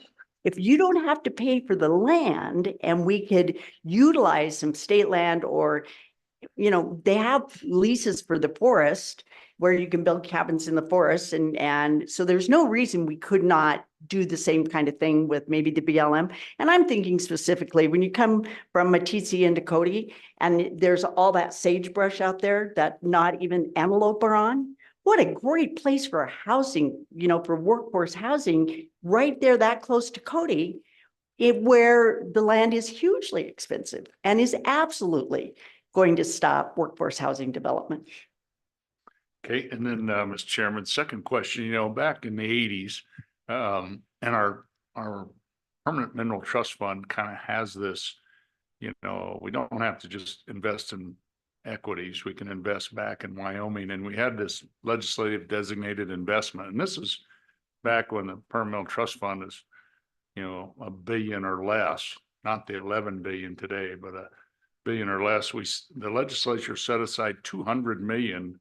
And that was back in the 18-19% interest rates, right? And to actually purchase bonds and give those lower interest rates at, you know, at 10%, I think was the LDI. I think we had 200 million set aside, the legislature did, out of the permanent mineral trust fund to make those investments in our own state and our own people. But, you know, and we've since pulled back on that. But, you know, how much do you see as a realtor? I mean, if you just get on your spreadsheet and do a calculation of a 3% interest rate and a 7% interest rate, I mean, it's a non-starter for brand new working class families. It's hundreds of dollars a month. It's incredible. So how big an impact is that having out there, you think? Mr. McKay? Well, so Mr. Chairman, yeah, I sold new construction when the starting interest rate for graduated payment, and this is the starting rate, this isn't a flexible rate, was 17.5%. And it was guaranteed to go up 1% every year for 5 years. And I sat there with a straight face and told people that were my age that were working in the oil field, well, your income's going to go up 1% every year, isn't it? And of course it was. We had a 99.9% foreclosure rate in that subdivision because then the market crashed. And it was a mess. So that's one of the problems with the housing dilemma is because our economy goes up and down and, you know, where's it going to stop? Yeah, we've got higher interest rates now. When I first bought my first house in Wyoming, it was on, I think, the second issue of WCDA, and the low interest rate on WCDA at that time was 7.58. So we're now at 6-7% for regular mortgages. Yeah, it has a huge impact, but our prices are so much higher. I mean, huge impact. And certainly, and we had this discussion during the last session, and I'm pretty certain we'll continue to have the discussion, the higher taxes, because those first-time home buyers, they pay their taxes monthly in their housing payment. So if we can do something to reduce that, yeah, it's all tied together. No, Representative Harshman. Mr. Chairman, so I'll finish with that. You know, it's good you brought up the taxes. I had a little bill that would kind of take $200-300 a month off mortgage payment, but we'll keep working on that. Thank you, Mr. Chairman. Senator Landon. Mr. Chairman, thank you. Mr. McKay, thanks. Really appreciate all your comments this morning. Very helpful. My question is in regard to our young families who happen to be in maybe a starter home. I've run into several of my constituents who can't move up. They're trapped. And so that doesn't free up a starter home for somebody new. Several times, people have told me that they're just flat getting outbid by out-of-state buyers. I wonder if you might reflect on that a little bit. And what are you hearing from our real estate agent? Obviously, if it's your house, you need to sell it for whatever you can get out of it, and away you go. But it's affecting our neighborhood pretty dramatically, frankly. Discouraging because I'm not quite sure what to tell them. It's just cash on the barrelhead, and they're coming in and they're outbidding our Wyoming families. So do you have any thoughts about that? Ms. Urbacay? Mr. Chairman, certainly. And we've all heard those stories. It's my understanding now from speaking with some Cheyenne realtors that their market is still pretty hot, but it has slowed down a little bit. And a lot of the other areas, it has slowed down. Now, if you get up into the Cody market where it's now, I mean, that's a tough market. That's really tough for exactly what you're talking about. But again, it's people's private property rights. And the only way we can help is to figure out a way maybe that we can have more of this workforce housing available so that it will free some up. I had lengthy conversations and we need to talk about a housing mix, an absolute housing mix, because it's not just workforce housing we need. We need some senior housing in Wyoming as well, not necessarily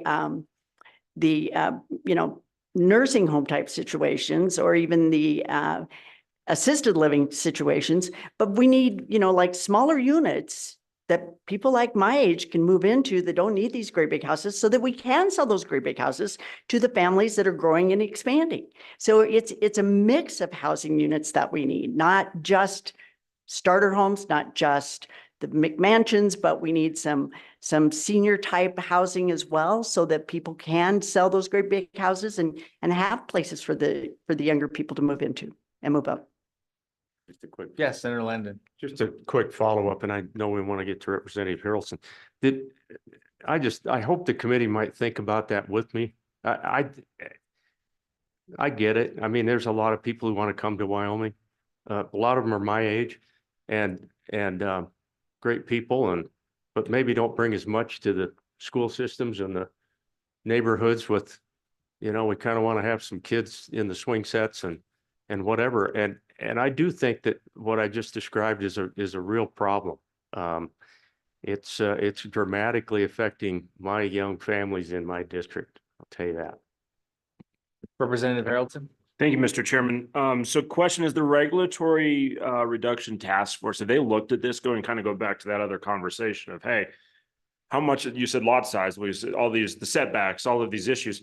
Has that task force looked at this and put their crosshairs on it and said, let's have that conversation? Mr. Chairman, we received an invitation from the Regulatory Task Force Reform Task Force. They are addressing this issue or going to start the discussion on this issue at their May 29th and 30th meeting in Jackson. And so I'll be there to present to them as well and have that conversation. So yes, they're looking at it as well.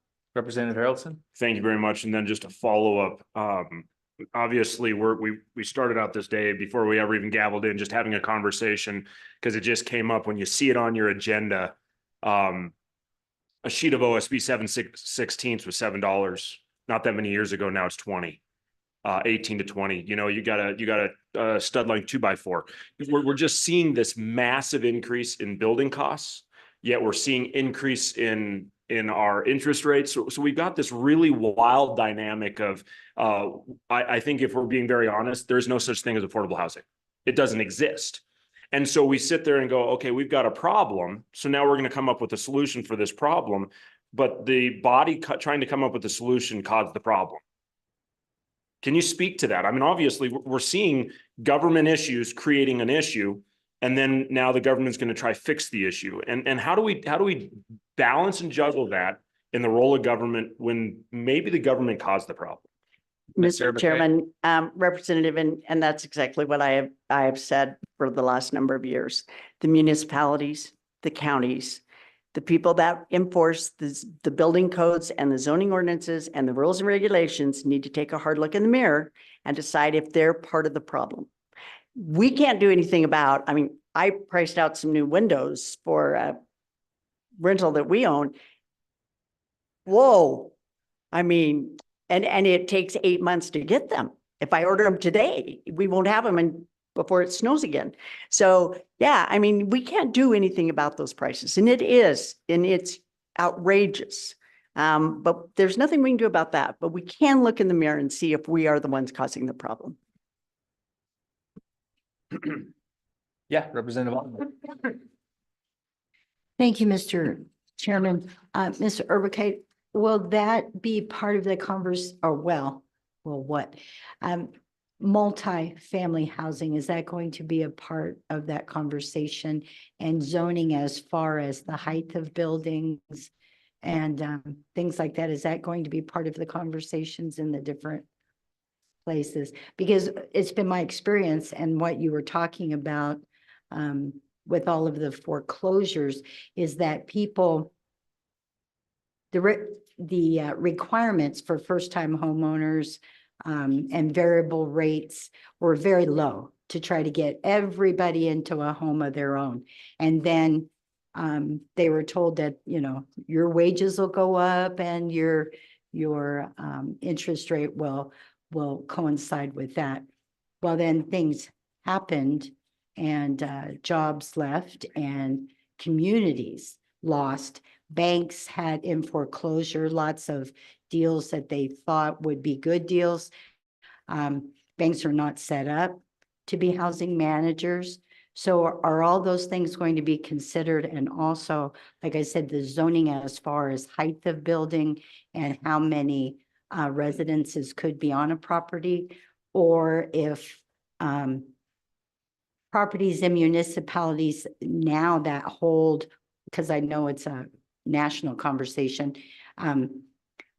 in municipalities, house lots that hold one house possibly could now have a duplex or something like that.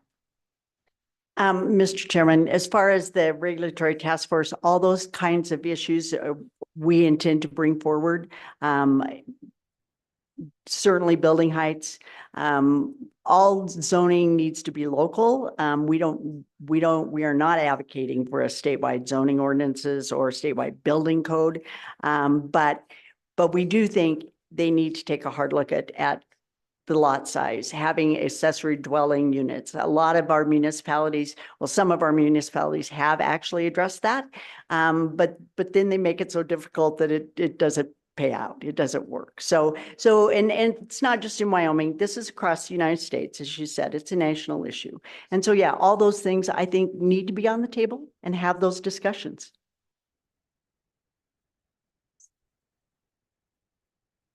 Now am I done? All right, thanks, Mr. Buckeye. Additional testimony on the rental housing regulations? Yes, please.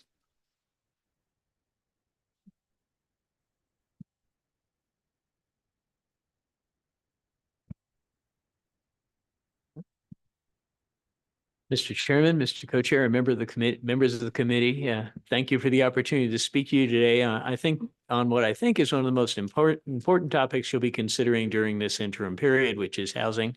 My name is Brett Glass, and I am both a tenant and a residential and commercial landlord in Laramie, Wyoming. And so I have the ability to see the situation from all sides and all angles. Now, in my opinion, we are doing better than some other states which are having real crises, but we still lack affordable quality housing and consistent rules concerning rental housing. And these things are hindering economic development, impacting our tax base, and creating a confusing tangle of inconsistent regulations. I'd like to this morning to propose some first steps toward the resolution of some of these problems. And some of these are steps you can start taking today at this meeting. The first topic I'd like to address is affordability. Unfortunately, many of the costs of housing are beyond our control. In particular, the costs of inputs to new construction. Most of the materials used to build homes aren't produced here, and the retail prices have skyrocketed. Just skyrocketed. The other day, I went to Home Depot and priced an exterior door for a shed. I discovered that a simple steel door that used to cost under $200 was now more than $500, even from the cheapest manufacturer. There's no rhyme or reason to this increase because materials and labor haven't gone up that much, but greed and concentration in the market have more than doubled the price. And this affects the price of existing buildings as well as new ones. It has also hiked insurance rates, which are based on replacement cost. We can't do much to control that here in Wyoming, but what we can do within our state is try to reduce the cost of putting the parts together. As an example, the city of Laramie recently imposed a strict licensing regime upon contractors, mainly, I think, for the convenience of city staff who didn't want to have to deal with as many. Now, only a licensed contractor can pull a building permit. And so there's a multi-year backlog if you want to have anything built. It's even hard to do maintenance on existing buildings.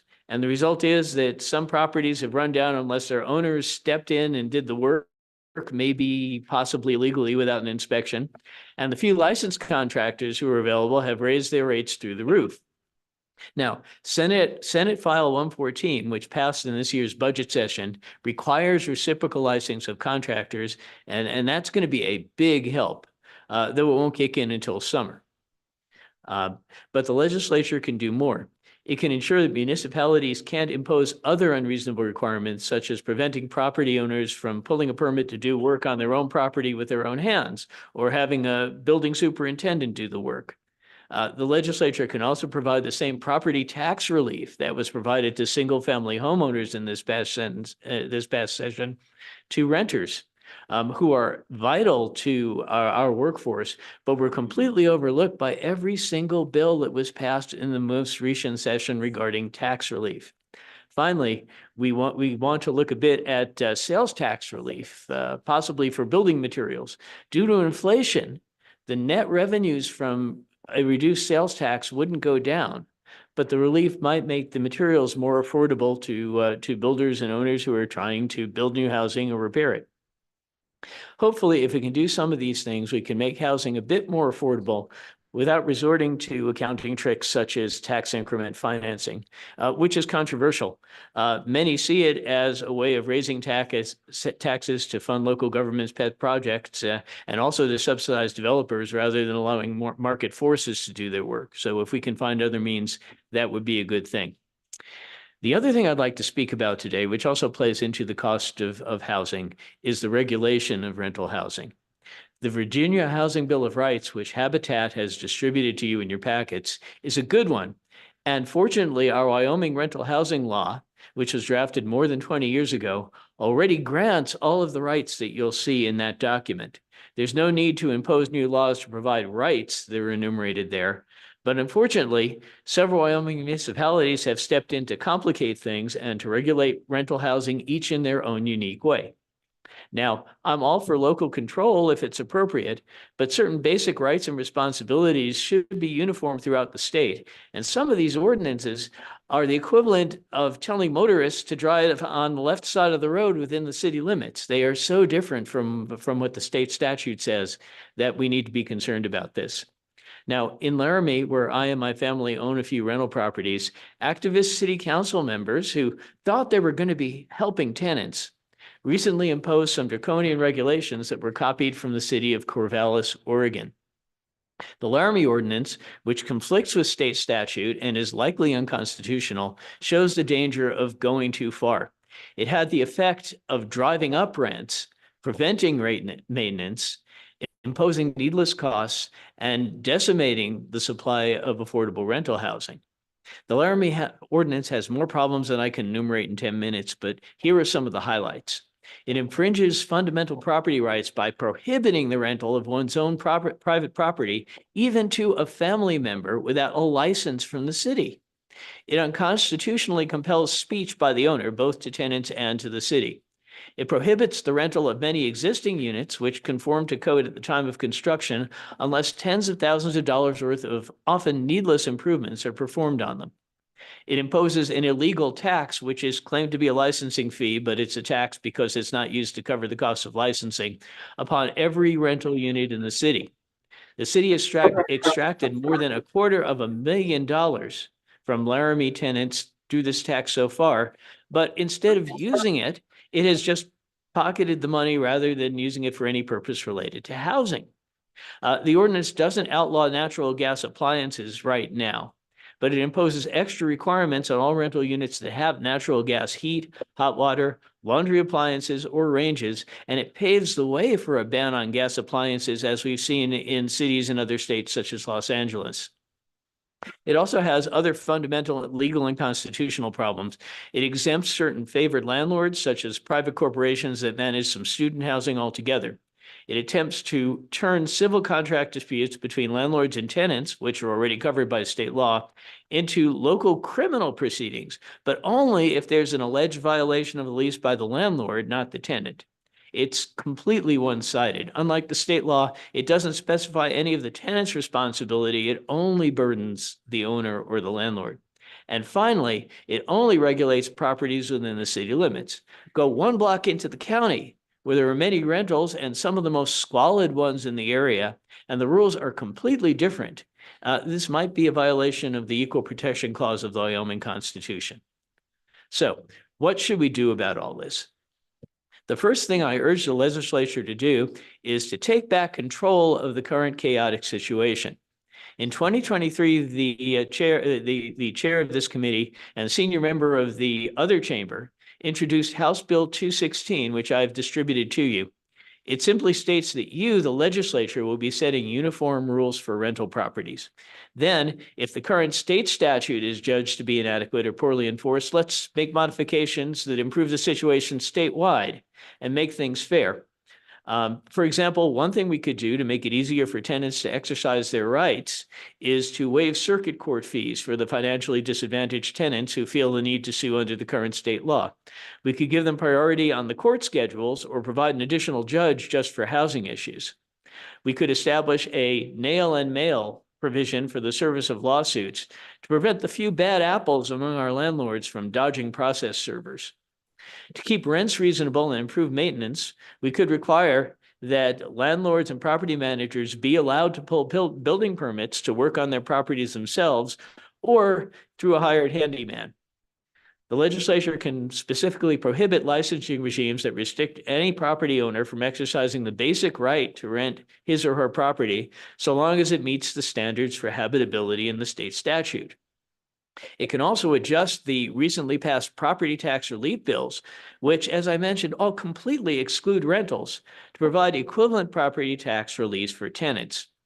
And as I mentioned earlier, we can consider sales tax reductions or rebates for building materials whose prices have increased so much that it wouldn't cost would not cause a decrease in net revenues to do it.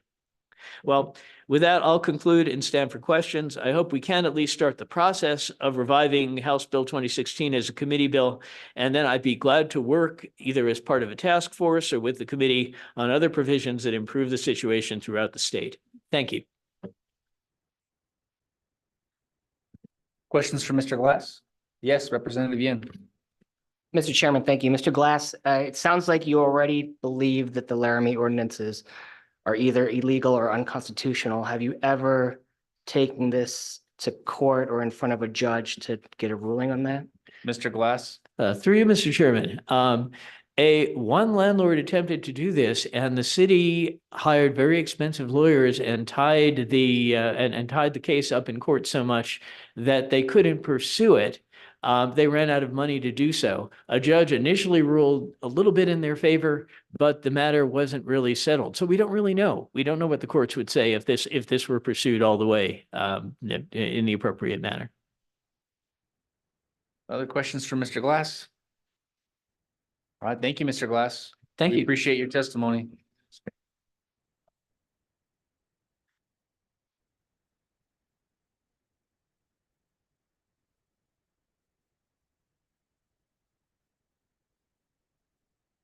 Mr. Chair, members of the committee, my name's Scott Hoverson. I'm the Executive Director of Wyoming Community Development Authority.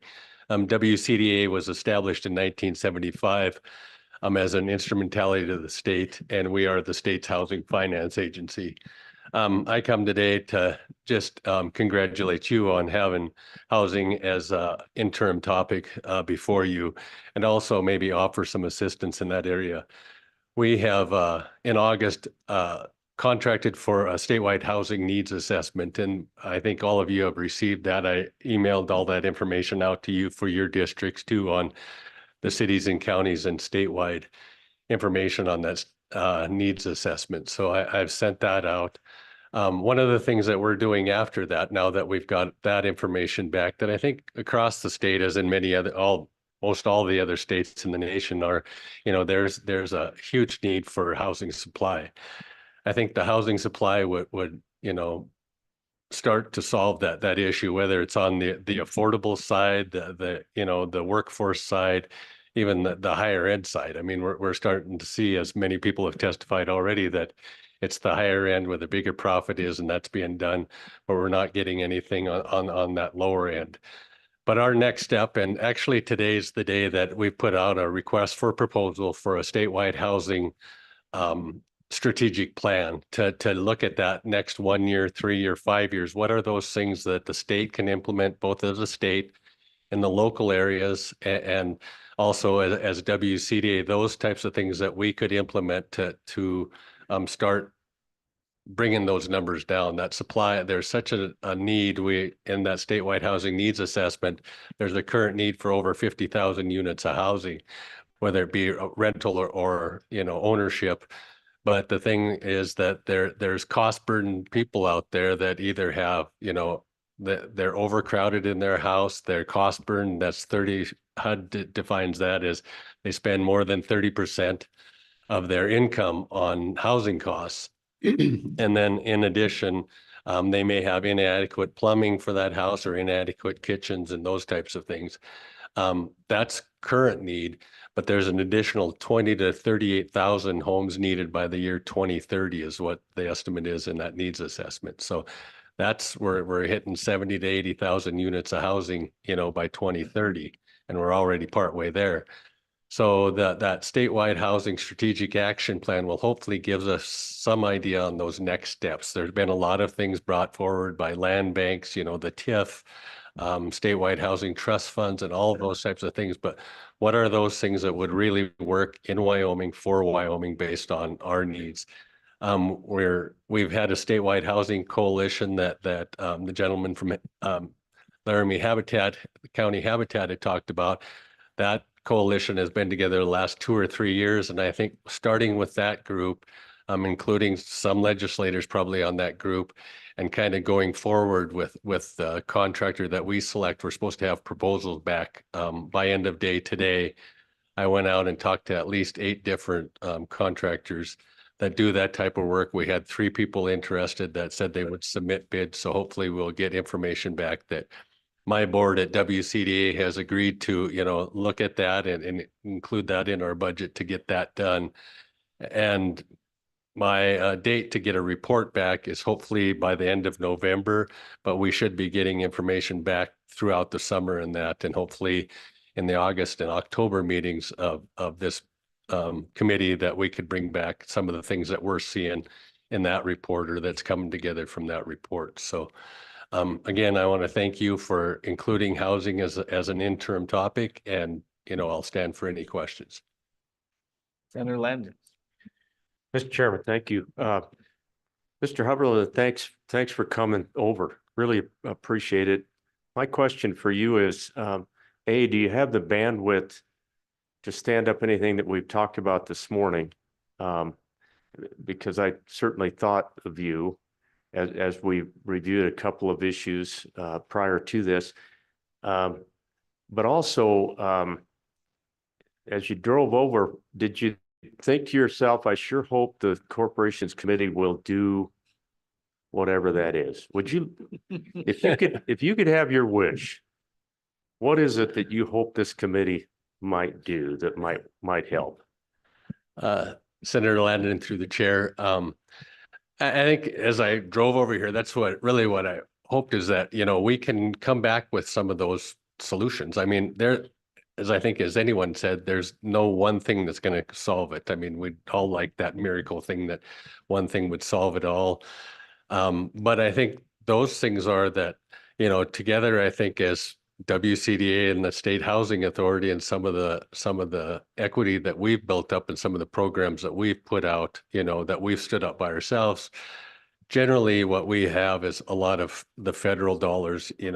Everybody's aware of the first-time home buyers. That's where we issue tax-exempt bonds on the open market, and they use the proceeds of those bonds to give lower interest rate loans. And I know Representative Harshman had some legislation up this year to have the state treasurer potentially buy some of those and invest in Wyoming, mortgages and have that at a lower rate. I think there will be several things that come out of that both WCDA can do and the state can look at potentially doing, in the future that are really makes sense to Wyoming. I mean, that's the one thing we look sometimes at. I look to other states to see what they're doing. Some of those don't work. The coastal type of states that have large populations usually doesn't work in Wyoming.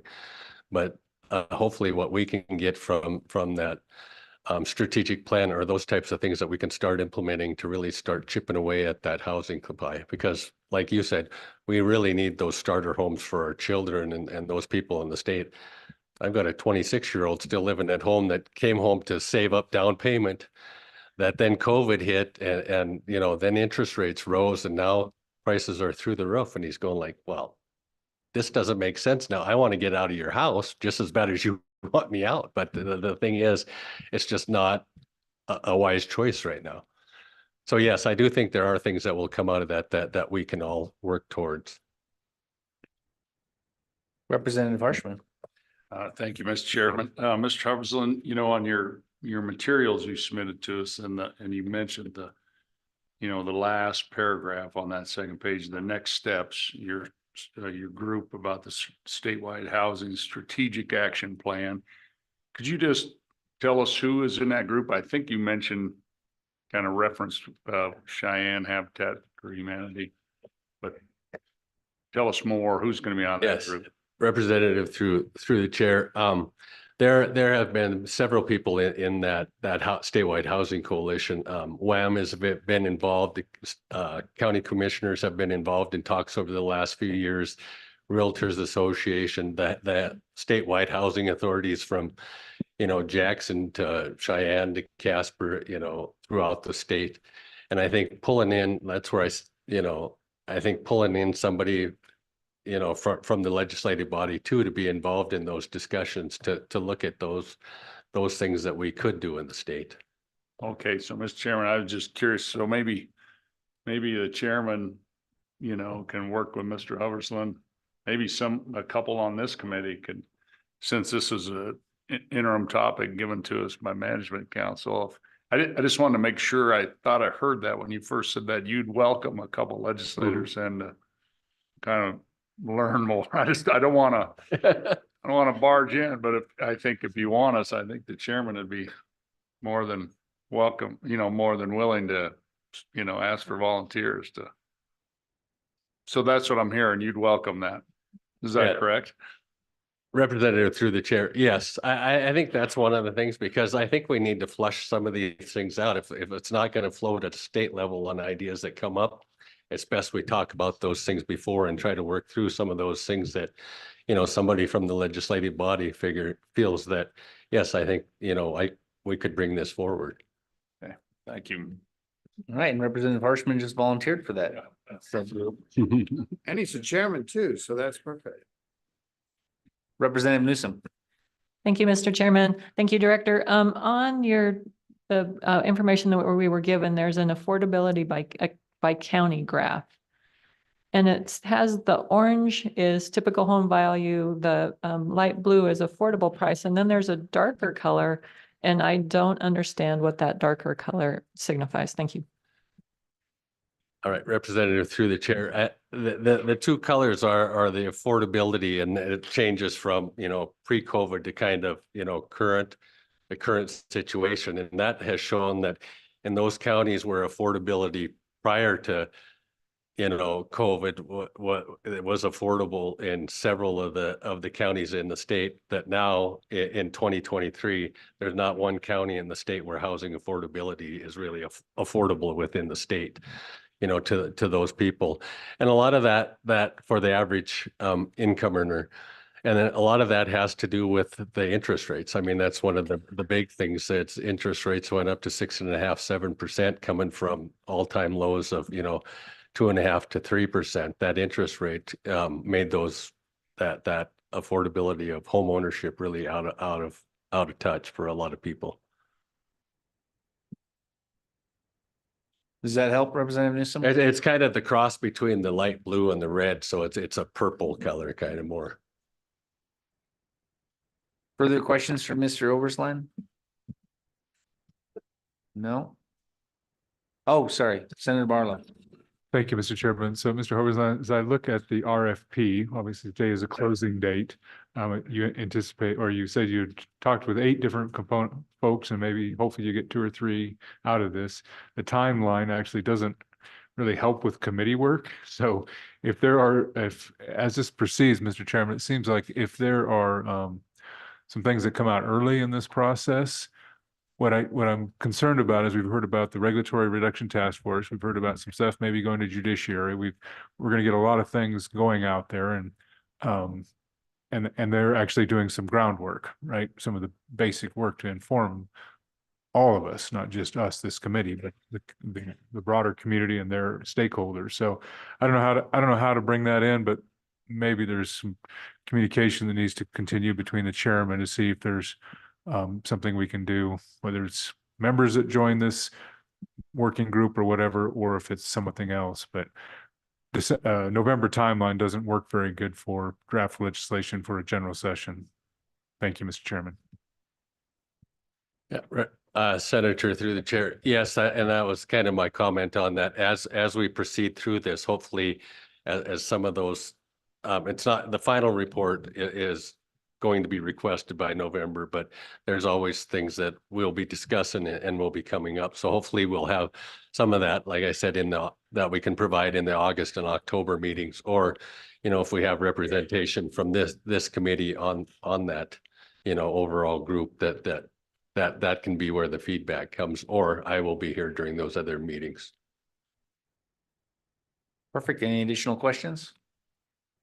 All right. About testimony in the room. Just kind of get a sense of how much testimony there is, Mr. Agopian. And then I've got, okay. Well, actually, what we're going to do is we're going to go ahead and take a 5-minute break. And then we will, we've got some testimony online as well, but we'll go to you, Mr. Agopian, next.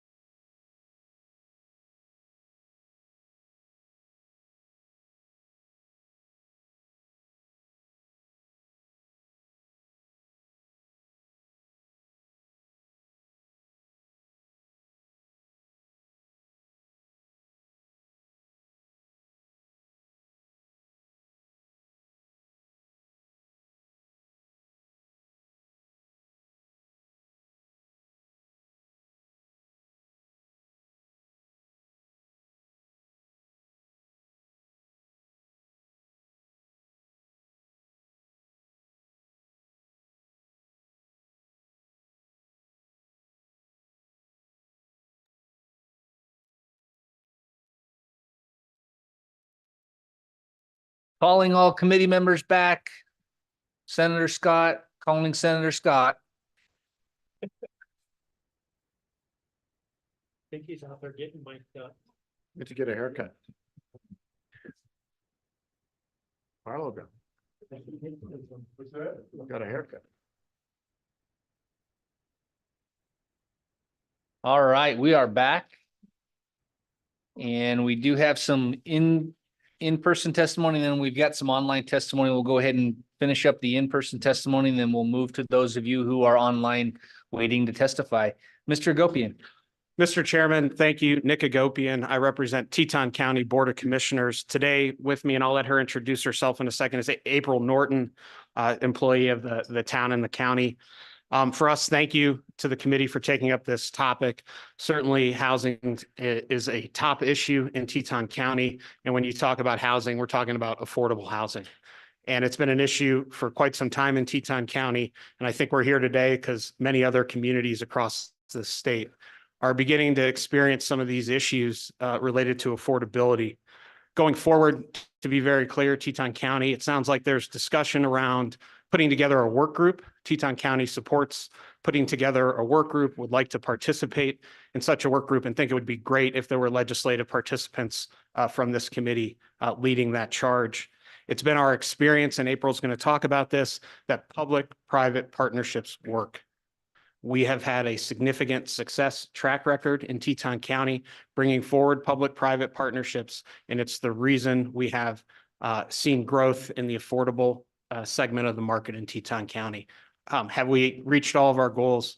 Is there more to do? We have not reached all our goals, and there's certainly more to do, and April can talk more about some of the specifics in the county.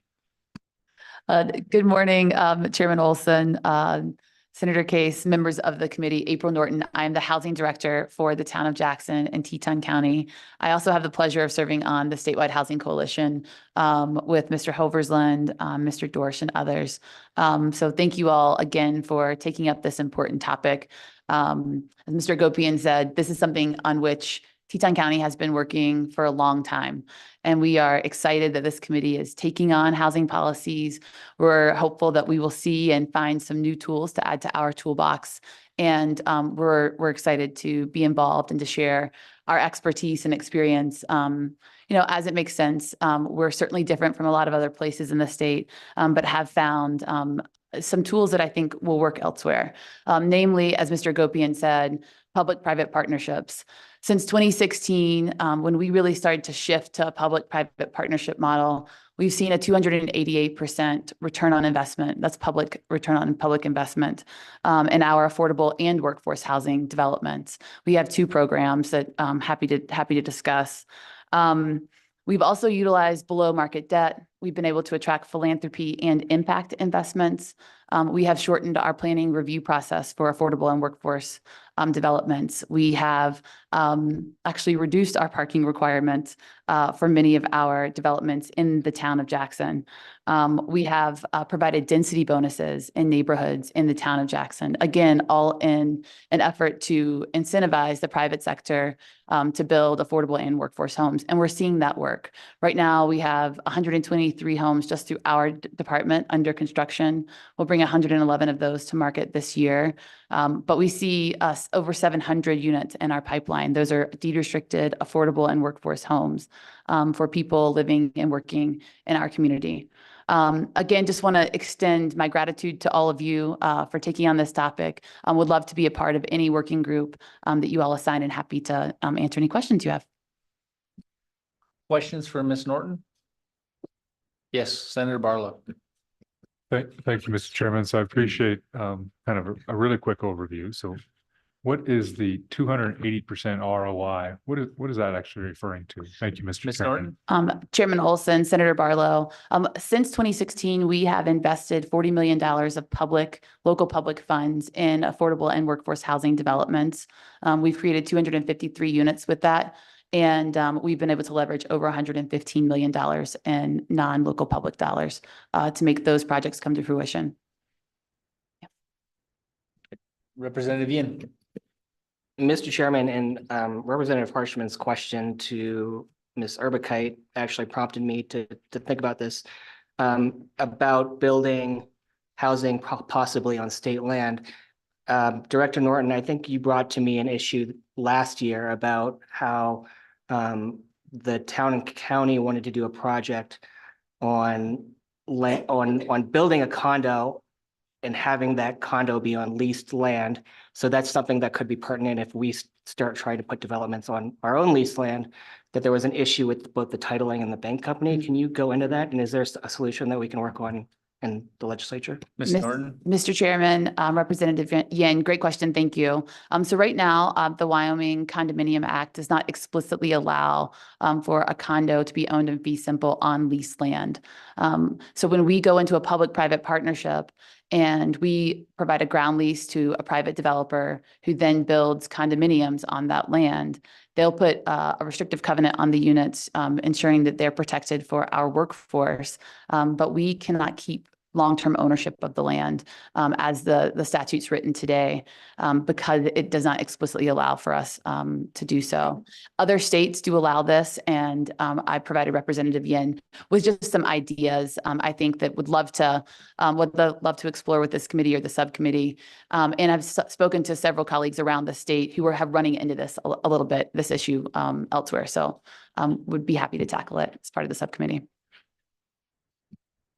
Additional questions, committee? All right, just Mr. Agopian, yes. Mr. Chairman, there's been several questions about the Regulatory Reduction Task Force. And so for Teton County, we too will be participating in that conversation as well, as it looks at the impacts of local control on zoning. And as Ms. Urbicite identified, the desire hopefully to keep that local. But certainly the potential here with this committee sitting on great foundation, whether it's the WCDA, it's the Urban Renewal Authority. This state has been looking at this issue related to housing, going back to what we heard from or from WCDA to 1975, when they were trying to find houses for industry workers. And so I think we have a great foundation to build from and some great opportunities to bring forward some consensus ideas.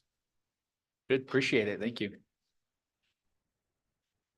Any other testimony in the room? Mr. McNiven? You're up.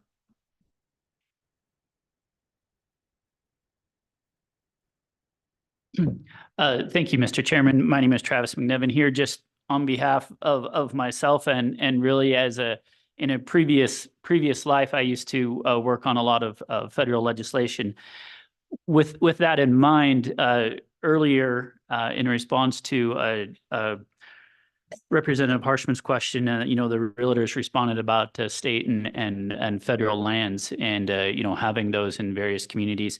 As it relates to the federal aspect of that, it is certainly possible.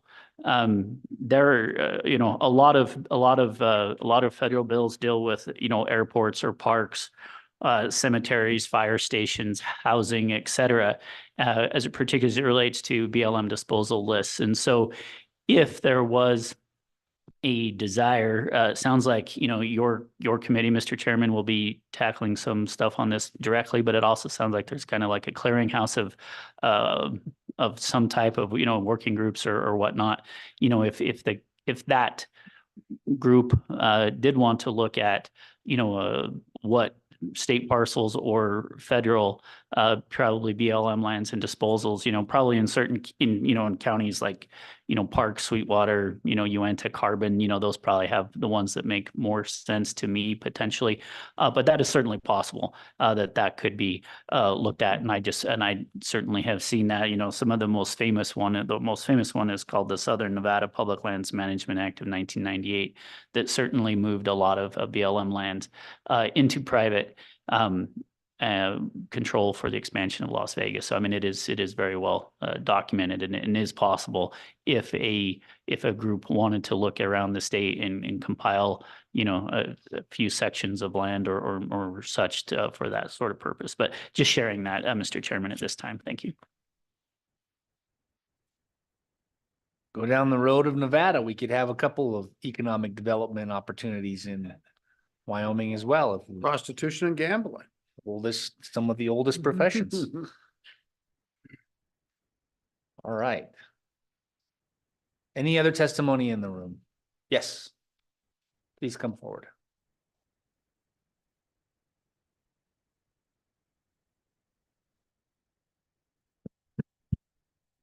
Thank you, Mr. Chair and Committee. Missy White. I serve on Lander City Council. I've actually been involved with affordable housing since before joining Lander City Council. A couple of comments for y'all, and I appreciate the opportunity to share my thoughts. One is I would love to see that TIFs have a way to be applied to communities that don't have URAs or blighted areas. Lander is very much in need of attainable housing for workforce, and things like that would be a lovely tool in our toolbox to be able to do that. I would also note that much as I love the work done by the Wyoming Housing Needs Assessment, bear in mind that with Fremont County being as large as it is, that establishing clearer data more granularly is very challenging. Du Bois housing is very different from Pavilion. Even Lander and Riverton are incredibly different in their needs. So, if we could have more granular data about Lander, my suspicion is that it would actually be dark red for our community. A question was asked earlier about why should governments be involved in this process? And I can think of two things why. One is we need to think both systematically and systemically about our housing needs. And much as it seems nutty, think about what the pressures are on YDOT when we need to expand our roads because of commuter traffic. Think about what it costs to add, $1 million to add a passing lane between here and Riverton. We've seen this in other communities outside of Wyoming where as the workforce moves further and further away, so the town furthest away, the town's commuters from the next town are traveling over and putting traffic pressure on the highways and needing to expand the highway either in width or passing lanes, et cetera. It's an incredibly expensive endeavor, and we will start to see that in Wyoming if we don't address this on a more local level. The other one is literally on a local level. The question often gets asked, well, why not simply go out? There's land all around Lander. That's true. Literally, we cannot afford that. You've likely seen how delightful our roads are on your journeys around Lander. We know we've got a lot of potholes, a lot of roads that need to be repaired. Over a year ago, we put out a bid to do the 2 miles of 5th Street. The bid came back at $6 million. Lander has over 52 miles of road. With our 1% for road improvements, this would take about 5 years of that dedicated tax to do just those 2 miles of road. How do we do the other 50 plus miles of road? I went and geeked out on my street, the 13 homes that are there. This is actually, I did this in 2000, both before property taxes went up as well as road construction costs went up. If the 13 homes on my street could dedicate the amount of money they put towards Lander and their property tax into a dedicated fund to be used for replacement of pavement, curb, and gutter, it would be 58 and a half years. That's 58 and a half years of not providing funding. Property tax is a little more than 10% of city budget. That's 58 and a half years of that funding not going towards supporting our police department, our fire department, our cemetery, our legal recording, all the things that we are statutorily obligated to provide for our community. So going out and just adding more miles to our infrastructure is not sustainable. We have to have ways of either having those TIFs include funding for long-term repair and maintenance, and or other ways of increasing density within our housing to make our housing affordable. Again, this is desperately affecting the Lander communities. It's affecting our school district in hiring teachers. It affects candidates applying to our police department. It's the #1 concern of our chamber representatives. Again, these are folks being hired at reasonable wages, 70,000 plus. They are excited about coming to Lander, love the job and the business they want to work for until they look at the housing availability and then they decline their position. So it is a problem for us, and it's something we need to get ahead of. And I'm encouraged that you are looking at this, and I also encourage you to continue looking outside the box for ways to make attainable workforce housing for the people that do the work of making Lander happen. Thank you for the opportunity to be here. And I will answer any questions if any are available. Questions for Ms. White? Yes, Co-Chairman Case. Well, Ms. White, I guess you'd probably agree with me that it's clearly time that we gave property tax relief to all these people.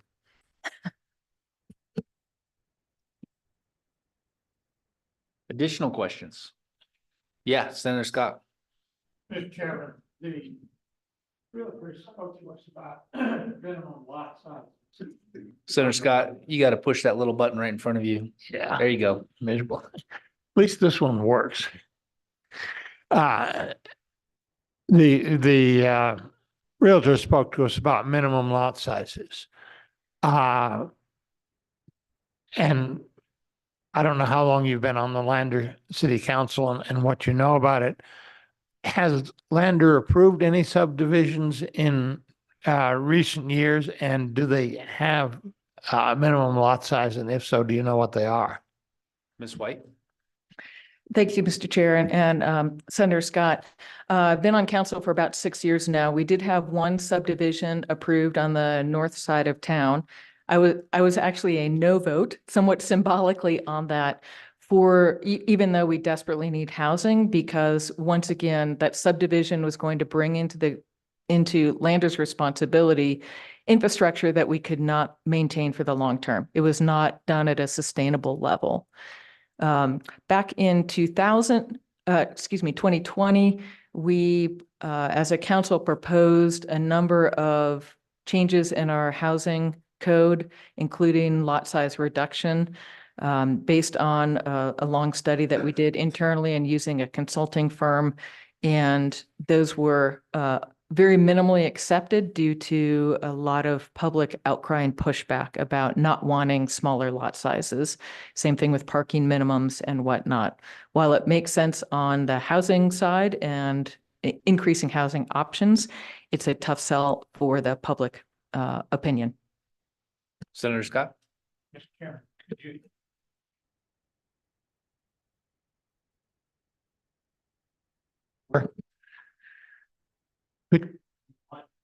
To what the lot sizes were and what the public objections were. Yes, Mr. Chair and Senator Scott, what was suggested was on corner lots in our denser zones, that rather than being 7,000 square foot, that they were 3,500 square foot. And we did in R1 single family homes decrease the minimum lot size from 8,000 to 7,000.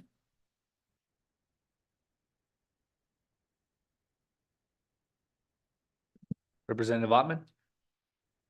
Thank you, Mr. Chairman. Ms. White, I was just wondering, is there city-owned property that could be used for housing without, or if regulations were changed? Also, does green space requirements inhibit some of the growth? Thank you. Ms. White?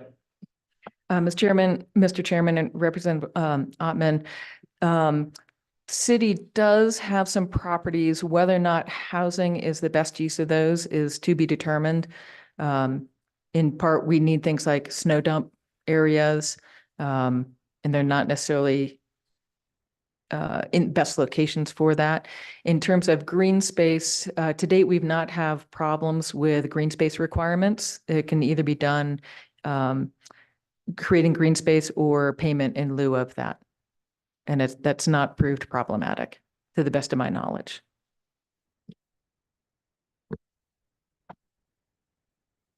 All right. Thank you, Ms. White. Let's move to our virtual world. We have, I think, 4 people lined up to testify. Let's go ahead and let them in, and then we'll take them one by one.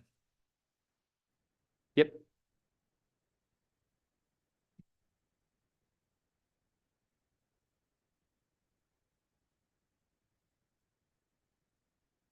Welcome. Good morning. Go ahead. Welcome, Brenda. Go ahead. Yeah, tell us who you are and what you think you need us to hear. Good morning, Chairman, members of the committee. Brenda Brookle, Executive Director of My Front Door, co-chair of the Affordable Housing Task Force in Cheyenne, and actively involved with Southwest Wyoming Builders Association. Thank you for the privilege of addressing the body today, and thank you for taking on a topic that has been immense and continues to grow. Housing, the shortage, and particularly housing affordability for those who struggle. Up to the 80 to 120% of area median income is a huge struggle for folks in the market these days. I appreciate Senator Scott's question early on this morning about what are the things that we are or aren't doing. What is it that stands in the way? And I just would assure the body that it is not one single thing that stands in the way. It is not one single regulation or barrier that is preventing us making headway. I think it is a series of steps that we need to take and a series of instruments and solutions that can help build that affordability and for nonprofit developers and for-profit developers to come to the table and all get us to where we need to be. But it is an enormous topic. I'm aware your time is limited, and I appreciate that you've taken this on. And I would certainly invite you to consider many of the folks on the call today and those in the audience to testify as resources for you in getting the information and identifying those areas of the market or instruments that can be helpful in moving the market. So with that, I would certainly feel free to ask me any questions you like, and thank you for your time. Any questions for Ms. Burkle? All right, we do appreciate your testimony. Thank you.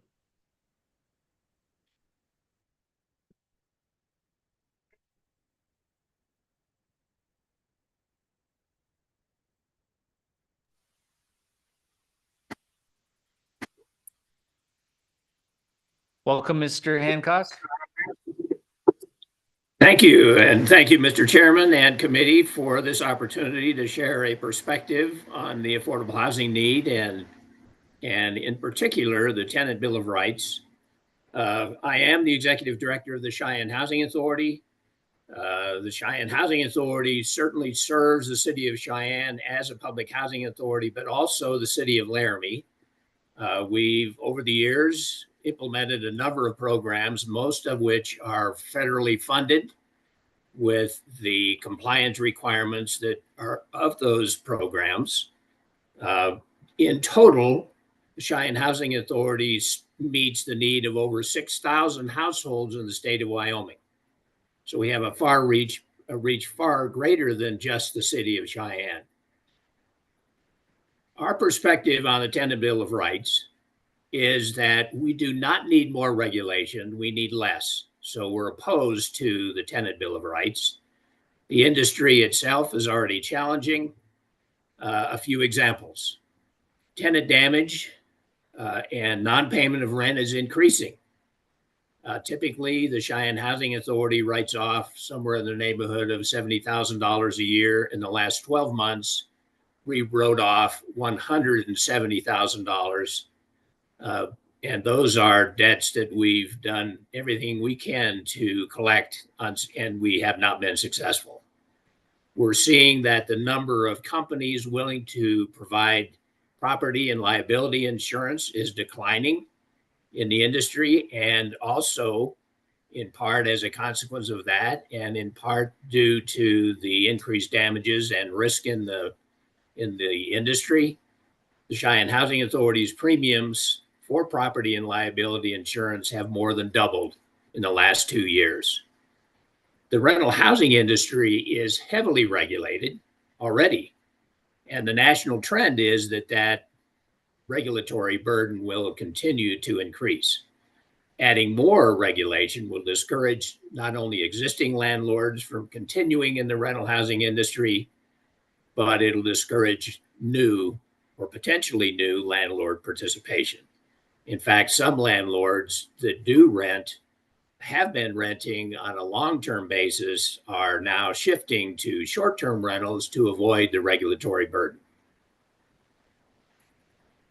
Federal actions in regard to COVID, for example, while intended to support tenants, appear to have been created based on the assumption that landlords take advantage of tenants and that landlords have an endless supply of financial and other resources.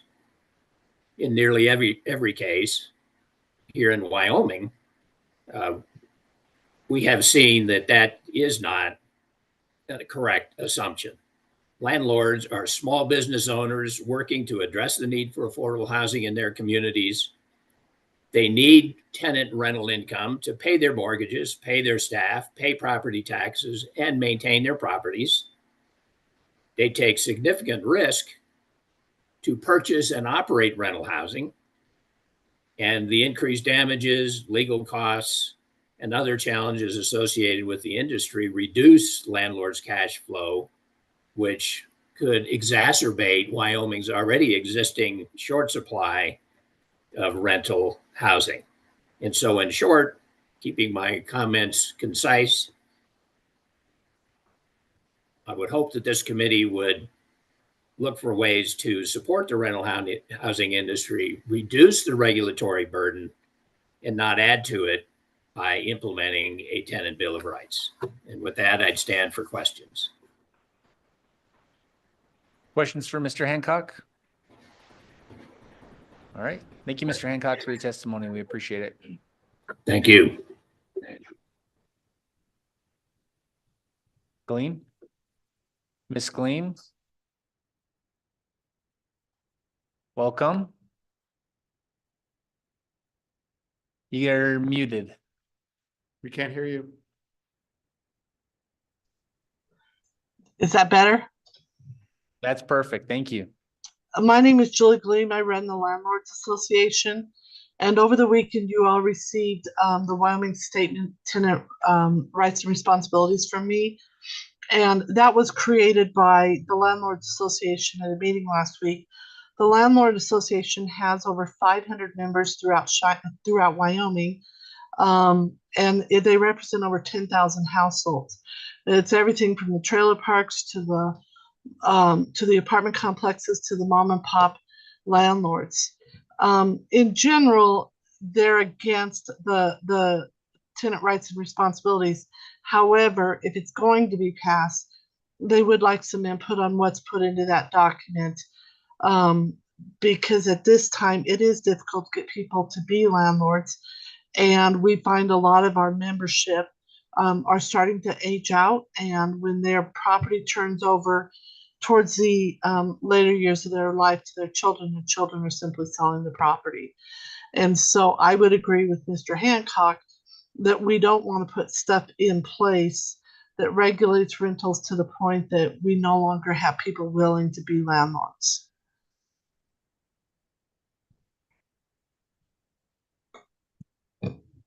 Any questions for Ms. Gleam? Yes, Representative Ottman. Go ahead. Thank you, Mr. Chairman. Ms. Blink, what is it? Gleam, Ms. Gleam, thank you for your testimony.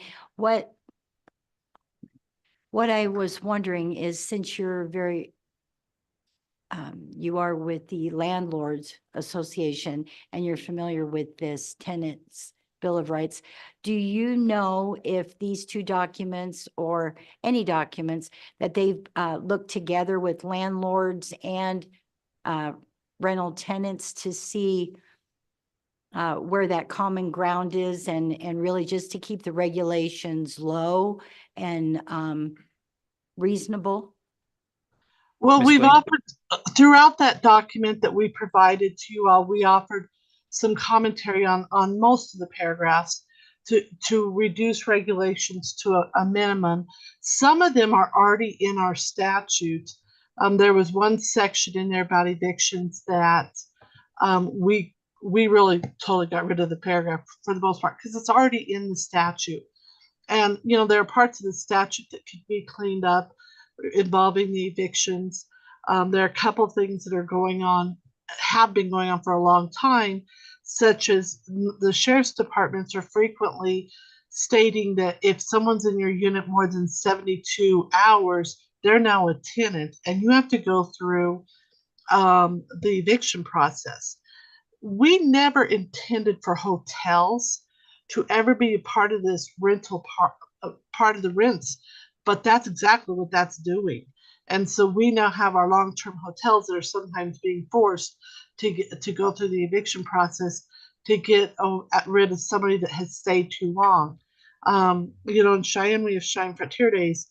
And if you have someone that comes and stays with you for 10 days, like your mother-in-law, after 3 days, she now has to be evicted. You can't just ask her to leave and go home. And so that is a problem that we would like that very clear. There are parts of the stuff that came in from Virginia, such as what does habitability mean? Because from one person to the next, that very term could have a very different meaning.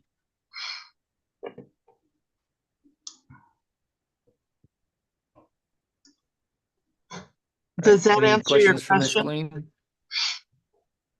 Yep, that did. Thank you. Anyone want any specific guidance on how to evict your mother-in-law from? No, okay. Representative, I gave I've had you, a lot I told you exactly how to evict her under evictions. Of course, that might evict your wife at the same time, but.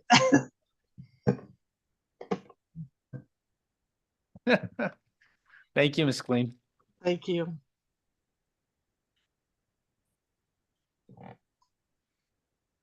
All right.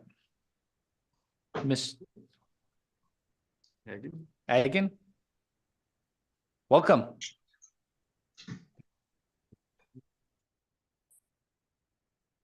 You're muted. Okay, better? There we go. Thank you. Yep, that's Thank you perfect. thank you. Now I apologize. First of all, I wasn't sure exactly how many times I could testify today. So I'm actually going to testify about all 3 topics, if that's all right. Should I do that differently? Sorry, Miss, when you say 3 topics, you mean under the 3 topics that we've been covering today so far? Yes. Okay. And yeah, and if you want to testify to future topics, you certainly can. Okay, should in I? the future.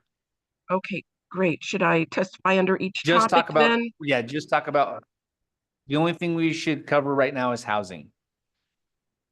I have comments under all 3 topics. Of affordable housing, that's fine. TIF, abandoned and nuisance buildings, and rental housing regulations. You got it. Okay, so I can go forward? Please. Okay, thank you very much. First, I keep hearing of how there's a need for housing, but not any numbers of actual people or families looking for housing or without housing, only that there is a need and the number of residences that you all believe is needed. So what exactly is the real affordable housing need? And what exactly is the definition of affordable? And is some of this affordable housing intended for illegal aliens, or will be allowed for such in the future? As far as I've seen, none of you have demonstrated a need for additional housing or affordable housing. Second, public-private partnerships are fascism. The definition of fascism is corporate interests and government interests working together for a mutual goal. Where in our Constitution is fascism indicated as desired? It's not, because our Constitution is about the people, not companies, government. Under TIF, I want to thank Senator Scott for pointing out the exact problem, and that is, what is the problem? A good chunk of the hitching post area will be developed into 2 hotels, yet we, the Wyoming taxpayers, are supposed to foot some of the bill to develop the rest of the property into affordable housing? Why can't housing developers come up with the financing on their own, especially as they will be profiting from such a development? Why is the state, city, county, etc. getting into financing housing? Is it the real problem here that the state, city, county, etc. wants more tax income? Because that is what you all keep mentioning, taxes, taxes, taxes. And given that the governor vetoed the only real tax relief bill this past legislative session, it seems that that is really the truth here. Because the problem sounds like, a number of folks have talked about how the statutes need to address being able to finance improvements with public benefit without a specific finding of blight. If there is no blight, then is there really a need to do anything about a given property? As we should all know by now, increased tax income to any entity absolutely does not equate to improved anything. In fact, it often seems to do the exact opposite. Do the schools need more money? The governor just approved the largest budget in Wyoming history, and it's even larger than the increase he wanted. Do the schools really need more money? Then maybe they should prove that they can do a lot more by showing results with each increase, which is what they are not doing. This is nothing more than a lessening of private property rights and using government monies to finance private development, which will benefit government via increased taxes and private developers through profit on the new development. So whom exactly is the state, city, county, et cetera, really working for? For abandoned and nuisance buildings, underutilized buildings, and not very productive buildings, do you realize that the governor's mansion could qualify as that? So under this scheme, the city, state, county, et cetera, is going to force and give tax credits for a property owner to do something else with that property than how it's being used. Under rental housing regulations, deed restrictions? Are you joking? To ensure affordable housing? Perhaps Wyoming needs more affordable housing, partly because property taxes are sky high. And that's going back to the governor vetoing the only real property tax relief bill. And the idea of leasing state, city, county land for housing. Are you kidding me? Where and from whom exactly did that idea come from? Does the state, city, county, et cetera, really want to become among the largest landlords in the state? Will such leases include ridiculous requirements regarding what types of appliances and such to use, like electric versus gas because CO2 is evil now? What happens if the leaseholder loses their lease? Will the state, city, county, et cetera, become the direct landlord? How is that going to work? Is that really a good use of state lands and government employees' time and other resources? And what will happen to squatters, which is an increasing problem across the country, especially involving illegal aliens squatting and having more rights than legal residents? Again, exactly whom are you all working for? In conclusion, all of this is following the World Economic Forum's Agenda 2030, in which it's promised that we'll own nothing and be happy. We won't be happy, but it seems that the state, cities, counties, et cetera, are doing their damnedest to make sure that we do own nothing. Second, this is extremely dangerous territory, and I urge extreme caution. The next step after this will be seizure of lands under eminent domain for the greater good. A famous quote goes something like this: if you give up essential liberty for a little safety, you end up with neither. And third and final, exactly when are our so-called representatives, as well as other government employees, going to actually read our Constitution and follow it? Thank you.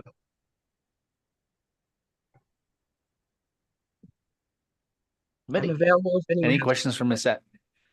Any questions from Ms. Agan? All right, thank you for your testimony. Thank you. Anyone else online wishing to testify on this topic? Anyone else in the room? All right, with that, I will close public comment. Committee, on the topics that we've talked about, welcome any ideas on how to proceed or move forward, starting with TIF and just going down the list. Senator Scott. Mr. Chairman, I'm going to suggest the development of two potential committee bills, both in the regulatory reduction area. Okay. One would be to have the House Bill 216 from before that was passed out that preempts the local people putting in more restrictive landlord-tenant regulations. Have that drafted as a committee bill as it stands, and then we can work it over. Okay, so the first motion is for House Bill 216. And I don't know whether you want to do it with motions or how you want to do it, but that's my first suggestion. Mr. Chairman. Yeah. I wonder if we don't want to nail down formal motions at this time. I mean, I think you want to keep the possibilities open and just make requests. And, you know, if there's an objection to the request, we could have a vote and kill that. But okay, you know, it would be a little bit more easier and open-minded, I think, if we were to keep, we got to narrow it down by next meeting, of course, Yeah. but that would be my suggestion. Okay, I like it. So the first proposal is to draft House Bill 216 as a committee bill. Yep. Okay. The second one is to draft a regulatory reduction bill that is really aimed at restricting some of the excessive local regulations that are running the cost of housing up. And the points I would make for it, think we ought to include in it, that we say that city or county can't have a minimum lot size that is greater than 7,000, picking up from the Lander figure, 7,000 square feet on and allow it if the city has approved in subdivisions equal. Some of them are 7,000 feet or less, and some of them are more, equal amounts of land area. So there's an exception there. So that'd be the first point. A second would be, say they cannot restrict the use of natural gas for home heating or appliances. That restriction is an attack on our natural gas industry, and a restriction that's going to run the cost up. And you'd have to put an exception in for enforcement of code safety provisions. The third item that we heard about was parking, and here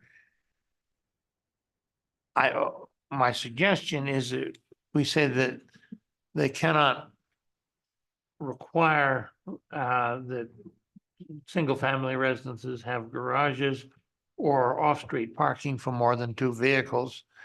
Mr. Chairman, that's one I think we throw out there. We're going to get some feedback on. We'll have to change. Definitely going to get some feedback on that one. Yeah, because I think those are things that are running the costs up. And this would give us a vehicle we could use to deal with other regulations that come to our attention that just aren't working. Or are in fact running the costs up. You could combine this with the earlier one, but I think that the preemption bill is going to be sufficiently controversial on its own. Okay. Hold on one second. LSO, we got all of that? Okay. Representative Wiley and then Representative Harshman. I just had a quick question. Is this pertaining to any development considered affordable housing or all? All. Okay. Representative Harshman. Mr. Chairman, I think, and appreciate your approach to this. I think we get a lot of tools out there, and then we can narrow it down. toss the ones we don't want later as we get more. Couple ideas, couple tools would be, and Senator Barlow and I sponsored this. It was this kind of a new version of the legislative designated investment that we did in the 80s. House Bill 221 spelled that out. I think we can work on where to pull that money and how long of a duration and interest rates and those kind of things. And those, just like in the 80s, would be administered through the WCDA, I think is a good thing. I think, we're one of, I think, 3 states that don't have this housing trust fund idea with infrastructure and to support some of these things. I think I'd like to learn more about that. We didn't really talk about it today. I was going to ask Mr. Hubbersland at one point on that, and I slipped my notes here. I think that's something I'd like to learn a little bit more about. I think the regulatory reduction piece is good. I think this piece on government lands that border our communities, I think is really important for us as, you know, a little more than half our surface area is government lands, and it's not an issue in Casper, I don't think, but I think it is in some places, and I'd like for those folks maybe to have that opportunity. So that's, I think, a third deal. Can I tag on that for a second? Sure. Mr. Chairman, I'm not sure what we can do about our federal land partners necessarily in this area, but the state of Wyoming has land adjacent to many communities. Some communities that had state institutions had excess land around those institutions, and it's called institutional land. It's now not devoted entirely to the single institution, but it's pooled and administered by the land board. That land certainly would be available behind the Life Resource Center here, for example. There's a large tract of land. In Evanston, in Laramie. I mean, there are money or lands that the state has. Those lands can be sold. They don't have to necessarily be developed under a long-term lease, which causes problems for development. So I would hope we'd maybe take a look at that. Okay, thank you. I'll just keep going down my list, Mr. Chairman. I think if that's okay. And then the other one I had was the Sherwood Furphy bill.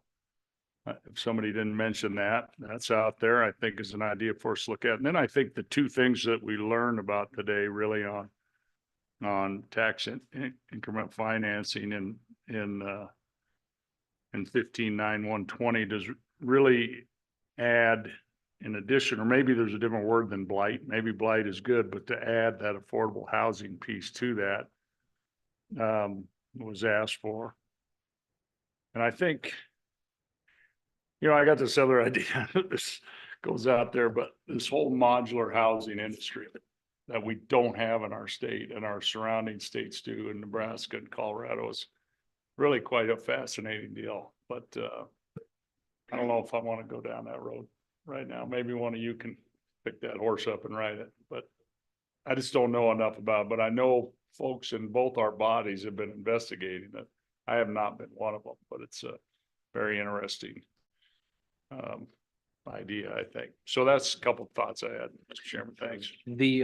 I think the second to last one that you had mentioned was something I wanted to see, which is, if I understood you right, the definition or eligibility for the TIF to include affordable housing as part of the trigger for that. Okay. I'd like to see that as a bill, but also with that topic, I think it would be helpful to do, if we could do some research on what other states do when it comes to TIFs. What is their trigger mechanisms or the definition of eligibility? And specifically, are there any other jurisdictions that have affordable housing as a triggering mechanism for that? Senator Landon. Mr. Chairman, just a couple of comments to tag on to you. You stated exactly one of the things that I was going to bring up. That the second thing is just to make sure that we consider broadening the spectrum. You know, I would like to think that there's property that doesn't necessarily qualify under the blight statute, but distressed or properties that could really use our help. And I hope we might consider broadening the spectrum there. Regarding the abandoned building bill, I signed on to that because more and more my community is becoming very concerned about these kinds of issues surrounding abandoned buildings and squatters and vagrants and attracting things that we just don't want in our communities. And so I appreciate the opportunity that we'll have to take that up and see if we can't make that better. The Judiciary Committee, I think it was mentioned that Co-Chairman Washit and I will take up the squatters issue. So it'll be, I think, appropriate that we take a look at our side of things on corporations. We'll do some work on the other side and maybe hopefully come out with something that might be useful. So appreciate that.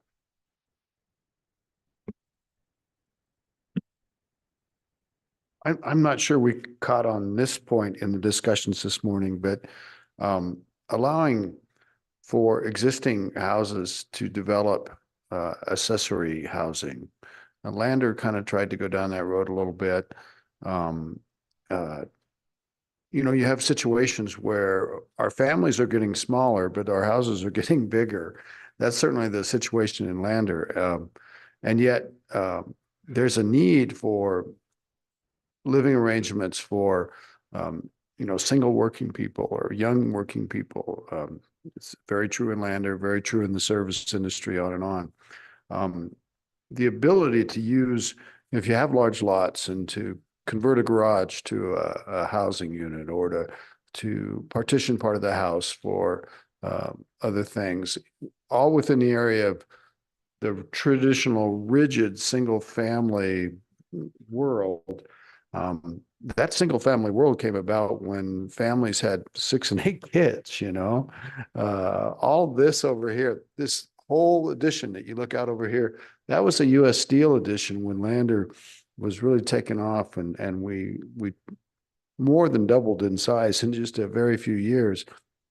Those are smaller houses. They're all often the affordable houses in Lander, probably maximum of, you know, maybe 1,200 square feet, and with basements that people finish themselves and all that. But they had 7 or 8 people in those houses, and now you'll be lucky to find 2. So I'm wondering if we can do more in that area in terms of this. And I don't know how to approach it, but it's certainly a regulation issue. But do others have ideas? Go ahead, Senator Landon. Mr. Chairman, I have a question regarding, I really like Representative Hartman's idea to take a look at land. I hadn't thought about that until today. I wonder if there is an opportunity for us to at least enter into some discussions. A lot of this governmental land that borders our communities is federal, but it's not like we don't have some state land that we might be able to offer. And I just wonder why we couldn't somehow enter into some discussions. Not sure through whom that goes or where it would go from us outward to the Beltway back there, but it makes sense to me that we should be willing to say, let's just take Cody for an example. If they're landlocked and there's some federal land next to the community that we could help them leverage, maybe we can look into that. Senator Boner. So along those lines, that was a bill that the Select Federal Natural Resource Management Committee had to have. And we have looked into that with land exchanges with the federal government under a slightly different context with landlocked parcels, for example, state school sections in wilderness areas that will never be developed, but are quite valuable. And the problem that we found is that actually it's just as much our state lands office that's the problem as our federal counterparts. And so we did have a bill, unfortunately didn't make an introduction in the Senate, but we'll be bringing it back, I think, either as a personal bill or a committee bill to have a dedicated position in state lands, maybe similar to the state forester, where there's some independence there, which I think is important. To really prioritize these land exchanges. You see a state like Utah that actually is very successful and routinely putting land exchanges into federal legislation, which is what you have to do if you want it to happen, you know, this century, frankly, it seems like. But that's because they prioritize it as a state, whereas we don't do that right now. So I think that's a part of a broader issue that certainly we could tie into a topic that we're looking at in relation to our those land exchanges with the federal government. So, and that could be for state land, it could be for private property, but obviously the focus there is state land. And the other piece maybe that this committee could focus on is how you develop that state land in a way that bears in mind that it's probably being used currently, making sure all the stakeholders are at the table there. Senator Barlow. Thank you, Mr. Chairman. So I'll speak first to the state land issue. So Management Audit Committee has been tasked out by Management Council. We're putting together an RFP on various things. I will make sure that this topic is part of that discussion when the RFP is being developed. And there's a group of stakeholders coming together to work on that RFP. We will not be taking up, we will probably not be having a committee meeting until I would say late June, maybe even July, as there's many other committees meeting. And there's going to be some work done on this RFP. So the state land piece, I think there may be a vehicle, at least explore that potential through through an RFP. Other states use this type of a systematic professional assessment of their lands, identifying what their priorities are short term, and if this is one of those, I will bring this as one of those, and then the collective group can move that forward on the state lands, not the federal per se, but the state trust lands and institutional lands.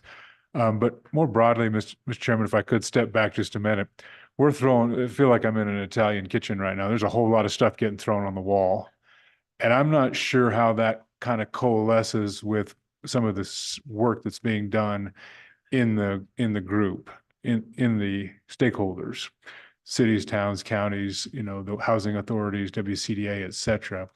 So how do we, and I'm not suggesting anything is wrong is happening. I'm just trying to understand how they can continue to work on their efforts and focus their efforts when we've got, I think I've heard about 15 things come off of this dais so far. So I just ask that is, maybe we don't solidify this until we get maybe to the end of the day today or tomorrow. And so we can have an understanding with those stakeholder groups. They'll all be leaving here today after this topic, most of them, I'm sure. But we can have an understanding about, how they're proceeding, and we can proceed, with maybe some semblance of order if that's possible. But anyway, I just throw that out as just a wondering. My own wondering is how are we going to actually communicate? Are we just going to have a bunch of bills at the next meeting, and then we're going to hash that out? That's just my wondering. Thank you, Mr. Chairman. Representative Ottman.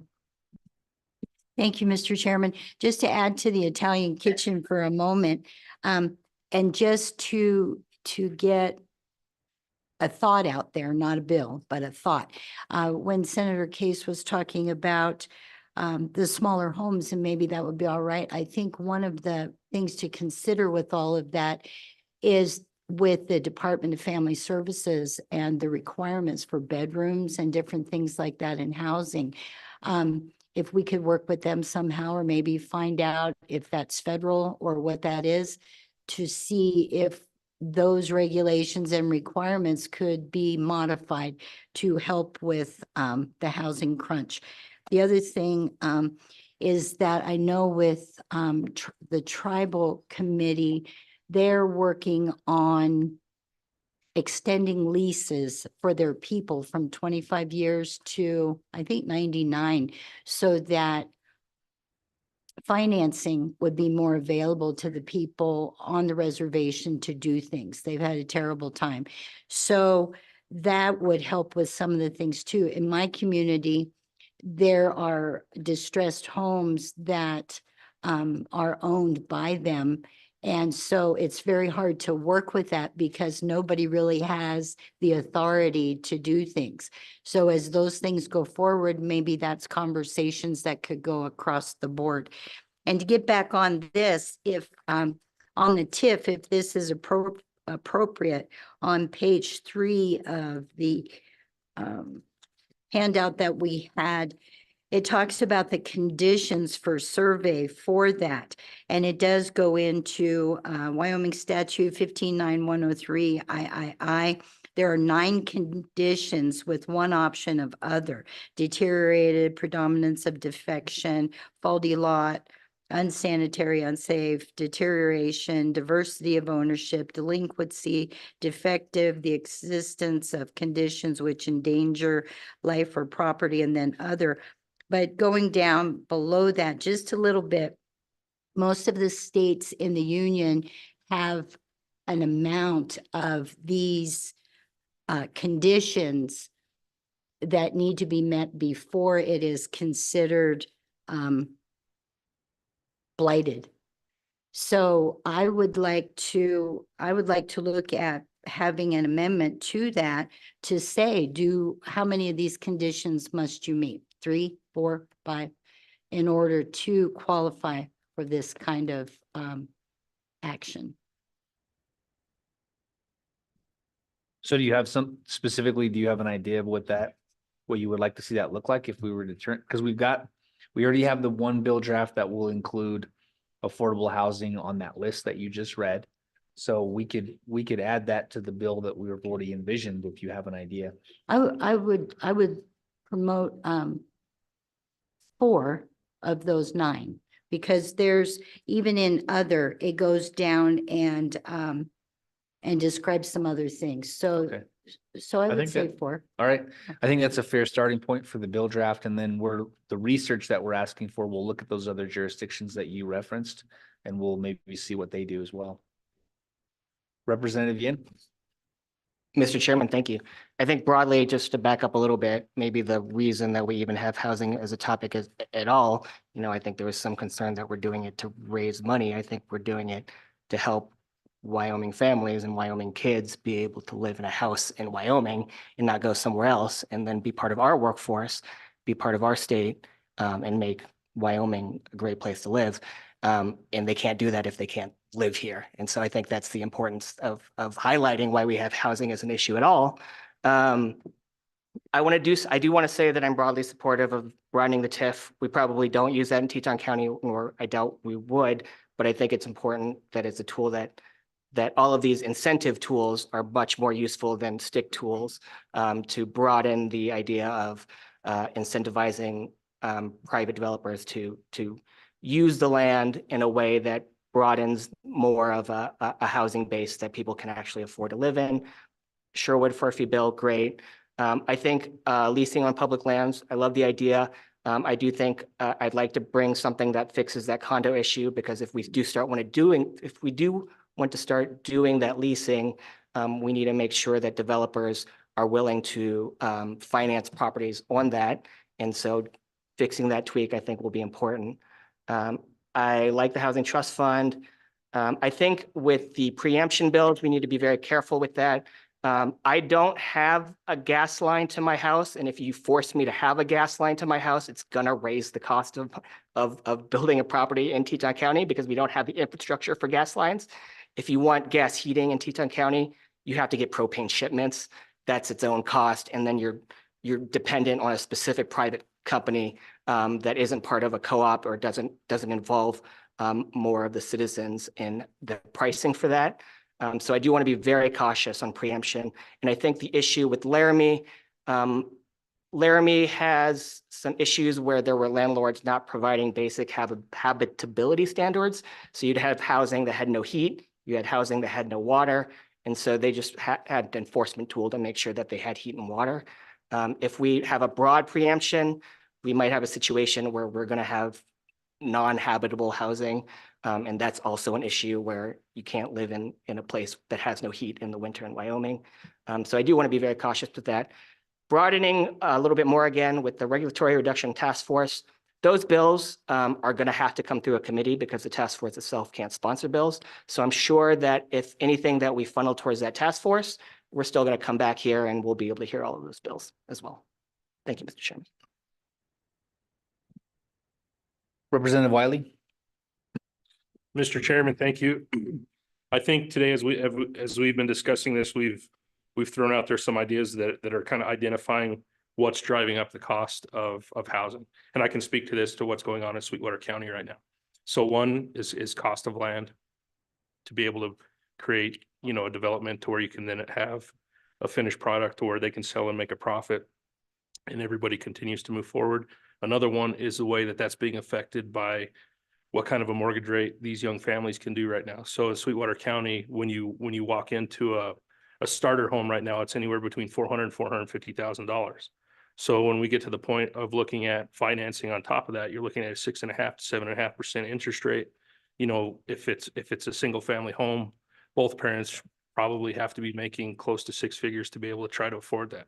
I think one of the most impactful things that we could do is maybe pick up this idea of investing into the bonds, running it through the WCDA, from there to the local banks, and then maybe we could look at a way to have, these affordable mortgages that Wyomingites can tap into. So I would really like to see us continue that work. All right, committee, we have just under 100 bills drafted so far. Any more? Representative Newsom? Maybe I can take care of a couple of them. This bill 216 from last year that we have in front of us, I'm not a fan of taking away local control. I think each of our communities is unique and each of our communities has their own challenges, and that regulation should sit with city councils and county commissioners and not with the state. In Cody, our city has adopted infill. They call it infill. So if you have an acre lot, then you're allowed to build some extra homes there. That has been wildly unpopular because those people bought those homes with that extra land because that's the lifestyle that they wanted. So I think that gives me heartburn for us to dig down into what should be local control and mess with that. I have a real problem with that. Thank you. Great. And it's just a concept of a bill draft at this point, so we can definitely debate it when we do have it as a bill draft in front of us. Taking something that Senator, oh yeah, go ahead. So the other challenge I have is that in Cody and Teton County, and probably everywhere, there are long-term rentals and short-term rentals, and sometimes those lines are blurred. So in Cody, you have a short-term rental from May to September, and then through the winter, it's rented long-term. And I think that the blurring of those lines, especially with a residential rental unit, and defining that as a rental unit that's occupied for 6 months, well, for part of the year it's occupied and long-term rental, and then for part of the year it's a short-term rental, a week or two. I think that the blurring of those lines of what would be defined as a rental property is problematic. So taking into consideration something Senator Barlow mentioned, I think we've got a couple of bill drafts. We've got some research, we've got some concepts that we're trying to muddle through.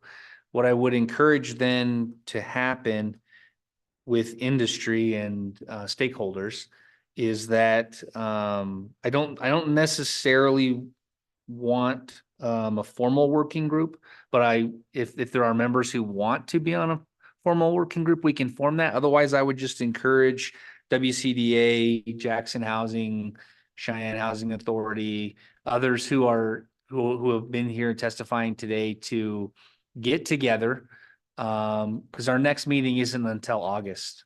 So you have a lot of time to get together and form, if you have some ideas, things that you did not hear us talk about today, if you have some ideas of legislation that you can get to us, and then I would just ask for the committee's authority there that, Senator Case and I can receive that idea before August and still have something in front of you by the time you get to your meeting in August. And that way we don't just run over top of the stakeholders, but let them participate as well.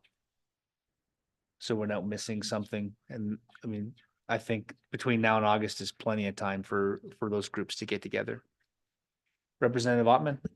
Yes, thank you, Mr. Chairman. I was just wondering, also, I recall that we were talking about 72 hours means a tenant. I think that would be something I'd like to hear from stakeholders about, if we could adjust that. That seems like that there is a problem there, and that we should look at what could possibly be done. You want a landlord bill of rights instead of the tenant bill of rights. Well, I just want to change to 72 hours. I think we have a landlord in statute, right? Yeah. Just the 72 hours, yes. Okay, we can look at that, yeah. Thank you. All right, committee. Last chance. Say your piece until August on affordable housing. All right. With that, we are only a little bit behind schedule here. 6 o'clock may have turned into 8 o'clock, but you got nowhere to go tonight, so that's okay. Got a captured audience. All right, let's move. If everyone's ready, then let's move into electric utilities. I think we'll start with the electricity tax subcommittee update, Mr. Chairman, because that's probably pretty brief. Well, and Mr. Chairman, before we do, it could be very brief. Sean Taylor had contacted me about his witness had to catch a plane at 1 o'clock, and that's going to be tight. Is he here? Could we do him first, just to see? Well, you should only need a minute to tell us the update on the subcommittee. Okay, I'll do it while Taylor's Well, getting why don't his. you do that real quick? Tell us where that's headed. And we'll gear up for the Okay, topic. Mr. Chairman, as y'all recall, when we had our interim topics meeting, we talked about a study, asking Management Council for additional resources to do a study of electricity taxation. You call that. So Management Council took that to heart. They agreed to that, but they suggested that it be a combined effort with a working group that's housed in corporations, but includes also members from revenue and from minerals. So that working group has been appointed by the respective chairmen of the committee. And so within the Corporations Committee, the good chairman nominated Representative Wiley, and I'll be the Senate member of that task force. Revenue, Senator Representative Harshman will serve on that task force, along with Senator Beitman. So we have both chairmen on that task force. Within the minerals area, in the Senate, Chairman Dockstader nominated Chris Rothfuss to serve on that committee. And in the House, Chairman Burkhart will serve on the committee, but he also has received permission to have an alternate to be able to handle, and that alternate is JT Larson. So the working group consists of myself, Wiley, Harshman, Beitman, Rothfuss, Burkhart, with an alternate of JT Larson. So those all got appointed at the end of last week. We have a budget of $50,000 to do the study, including meetings and study. Any policy recommendations would come back through this committee, and it'll be staffed by staff from this committee. And so we're kind of the lead on it. And that's all we have at this time. There will be public meetings. They will be noticed. I'm hoping we could have the first meeting in as early as two weeks. So thank you very much, Mr. Chairman. Great. And then that committee, if it forms any legislation, will bring it directly to this committee. Back to this one, yes. All right. We're the home committee. We're the home committee. Okay. All right, Mr. Taylor, you're on deck. Okay, thank you, Mr. Chairman. Sean Taylor on behalf of Wyoming's Rural Electric Cooperatives. I really appreciate you all working on the schedule. I have with me Jean Schaefer from Basin Electric. She came down from Bismarck. She's got to get back to Riverton to catch her flight home. So thanks to you all for moving things around. I did already apologize to Ms. Talbot, and I'll apologize to those in the audience. I have a stack of copies of her presentation sitting on my desk in Cheyenne. So they are on the website, but my apologies for not bringing those with you or with me. So I wasn't quite 100% sure what to talk about today. We kind of did the Co-op 101 last year, where I talked to you all about who we are and what we do and why we do it, and just a little refresher. We are nonprofit utilities. We have 11 distribution cooperatives in Wyoming, and they're the ones that get the power from the big coal plants, transmission line, to get it down to your homes, your ranches, your farms out in the rural parts of the country. We have 3 associate members, which are distribution co-ops headquartered outside of Wyoming, but serve a small sliver of the population, like Baggs and Savory, Clark, Wyoming, and Alta, but they belong to our association. Then we have 3 generation and transmission cooperatives. All are nonprofit. All are run and elected by elected directors that pay the same rates as their neighbors do. So between the democratic control of our cooperatives and our nonprofit nature, we have no reason to artificially inflate rates. We base our rates at cost. So with that having been said, what I thought I would just run down for you guys, and I gave Ms. Talbot this slide. We effectively refer to this as the train wreck slide. And I thought I'd just tell you what we're dealing with at the federal level. And on your slide, it has just what's happening at the EPA, what has happened in the past year, 2 years, and what's coming down the pike. You'll see the ozone transport rule, which has already been finalized, waters of the United States, The legacy coal ash pond rules coming out, they've already been proposed this year. Clean Air Act, Section 111, that's the big one. That's where the EPA is attempting to force early closures of coal plants. They have amended it a little bit to not look at existing gas-fired power plants right now, but they're going to. The wastewater rule, mercury and air, regional haze, which we're all familiar with in Wyoming.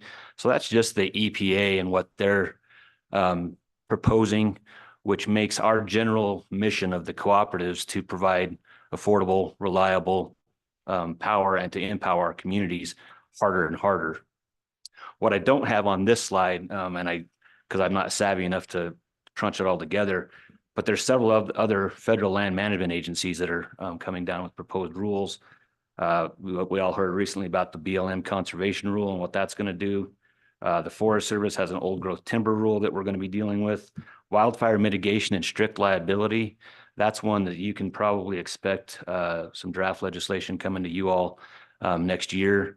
We're also trying to deal with that at the federal level, where we're being told we need to, protect our rights of ways and manage our rights of ways better, but then we can't cut down a tree that we know if it blows over and it's outside of our right of way, but then we're held liable for it. So that's a big one. The sage grouse management, right? They're redoing that, and I know Federal Natural Resources Committee is going to be dealing with that in a few weeks. The Department of Energy just issued their final rules on transformer efficiency standards. Again, that just raises the costs, and we're already in a supply chain crunch with transformers, so that makes it harder and more expensive to get those. And then there's the Lower Snake River Dam removal agreement between the administration and some tribal associations and states in the Northwest to remove 4 dams, hydroelectric facilities on the Lower Snake River. So all of this is to kind of say, this is what we're dealing with at the federal level. So whatever you all want to do to help us, let's be cautious about that, whether it's we're talking about gen tax with that subcommittee, third-party generation, all these things that we've talked about in the past, which could make it harder and more expensive for us to do our jobs. And I think this is not just specific to the co-ops. I think the IOU guys would get up here and probably say the same thing. So with that, Mr. Chairman, I figured I'd just give you a little primer on the co-ops, what we're dealing with at the federal level, and then I let Ms. Schaefer introduce herself and go through her slides on energy markets, unless you all have any questions for me. Questions from Mr. Taylor? All right, go ahead, Ms. Thanks. Schaefer, you're on deck. Green light. Yeah. All right. Well, thank you for accommodating my schedule. I need to be out of here by 1 o'clock in order to hit my flight. So I appreciate that. And it is not lost on me that I am standing between everybody in this room and lunch. And so I'll try to move through this briskly. For the record, again, my name is Jean Schaefer. I'm the Senior Legislative Representative for Basin Electric Power Cooperative. Back in 2015, Basin Electric joined a regional transmission organization, and we joined Southwest Power Pool. Since that time, if you would have told me that I would be sitting in front of a group of legislators talking to them about RTO and energy markets, you could have knocked me over with a feather, yet here we are.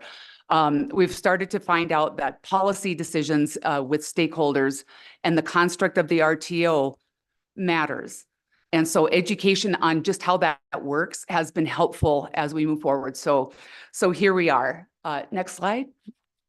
Briefly, just a snapshot of the basin territory. We are also included in Sean's metrics, but we operate in a 9-state region. We serve 141 rural electric co-ops, 3 million consumers. At the end of the day, we are the largest G&T by operating revenue and megawatts, as well as geographical service territory. On to the right, you can see what our generation capability mix is for 2023. Over 8,000 megawatts would be what we can pull from when we need to. So why are we having these discussions? What started to happen was the economic impacts, basically on thermal resources, started to be impacted. We started to see retirements starting to move their way from the east to the west. And what happened is that if you take a look at the pie on the left, That was back in 2000 when power markets were being established, and it was really an apples to apples situation. You had baseload nuclear, you had baseload coal. They came into the market with an inherent, fuel cost, and so they operated on an apples to apples basis. Fast forward to the other side in 2023, and you can see now we have gas, nuclear less, coal less, and then intermittent energy of renewables has taken up more of the bar. So now we have an apple, an orange, and a pear. And they're expected to operate on parity within the power market, in that it just doesn't work that way. And so one of the things that for this discussion, I always like to keep in the back of your mind, wholesale power markets were predicated on fuel cost. So it is cost of the resource that dictates how that is dispatched in the market. And so that, if you keep in the back of your brain, that kind of is helpful for the discussion. Next slide, and then you can go to the next one. So let's talk about the generating attributes of each types of generation and how they may work in the market. Attributes of base load. Coal and nuclear, they're 24/7 dispatchable, rampable. They have a very high capacity factor of anywhere up to about 90–95% for the most part that we see. And next slide. Some of the attributes of coal. They are less flexible than, say, like gas generation. We would call coal plants the battleship. Coal plants are meant to come up, run, go, and churn out electrons at a high capacity. That's how they were built to operate. So they aren't very flexible. In fact, they need at least 24 hours to come up, if not longer, as well as to come down. So if it is not competitive in the marketplace and it's not being picked up, it would need to throttle back on its generation. And you can throttle down to about 40% on a coal plant. If we go below that, we'll fall out of environmental compliance. So if you're sitting at 40% capacity and you're not being picked up in the market, you're just generating electricity and not being paid for it. So that becomes an economic problem. Come to the days sooner now. We have what SPP is working with, and I think MISO is as well. We're doing what's called economic dispatch. And so they've given us more than a 1 day ahead market. You can have 2 and 3 days. So you can have that time. If you need to pull a unit down for economic dispatch and take it down, you have time to bring it down. We have time to maybe do a little bit of maintenance just because you're not going to get picked up in the market. And then you have time to bring it back online when it's needed. So that has been helpful. So when you can bring those down for economic dispatch, and that has been a change that's been going on. Attribute of coal, great one. Fuel supply is right there on site, 30 to 45 days of fuel. Next slide, attributes of natural gas.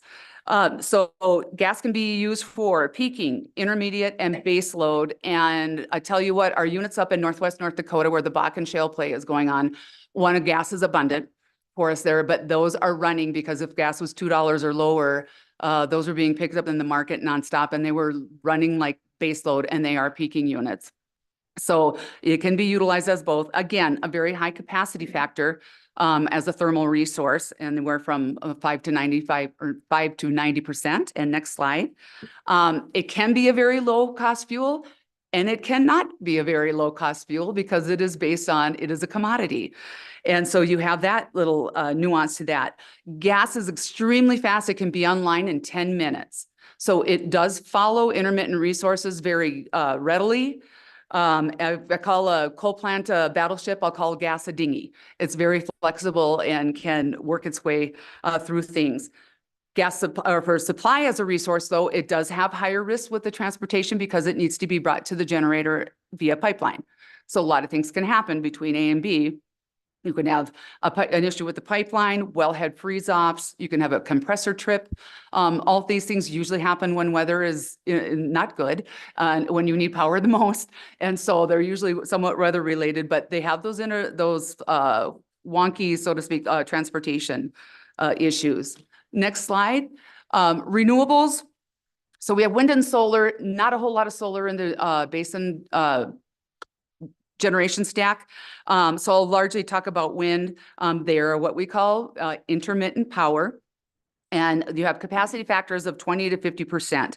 They would say 50% for solar because we know when it's day and we know when it's night. But up north, solar gets a much less capacity factor because it snows and the angle of the sun.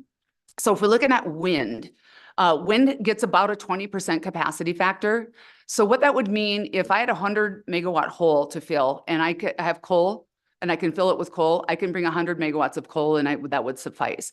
If I have 100 megawatts of gas, I would get credit for that, and 100 megawatts of gas would fill that 100 megawatt hole. If I want to do that with wind at a 20% capacity factor, I need to bring 500 megawatts of wind in order to fill that void, in this example. So it's just, you need more of it just because of the lower operating capacity factor. Next slide. Wind comes to the market with a zero fuel cost. So that is where it gets advantage in the market. And we are in this area of the country, we do have excellent resources and known as the Saudi Arabia of wind. So when you come into the market and you get priced in at zero, you can see where thermal units, gas or coal or nuclear, are already coming in because they have inherent fixed cost that's coming to them. Coal has to be severed, converted, and they have all those costs that come with that resource. You're competing against a zero cost in a marketplace. And then to add to that, you're also dealing with what we call production tax credits that we all pay for. And it is possible for negative pricing to occur. So say we have a 25 megawatt production tax credit. A developer and or a utility, in order to get that production tax credit, you have to be producing. So rather than bidding in at zero and then not being picked up, you're willing to go to negative 15, and then you can still get credit for the remaining $10 a megawatt and run. So zero is very hard to compete with. Negative 15, negative 12 is impossible to deal with in a market situation.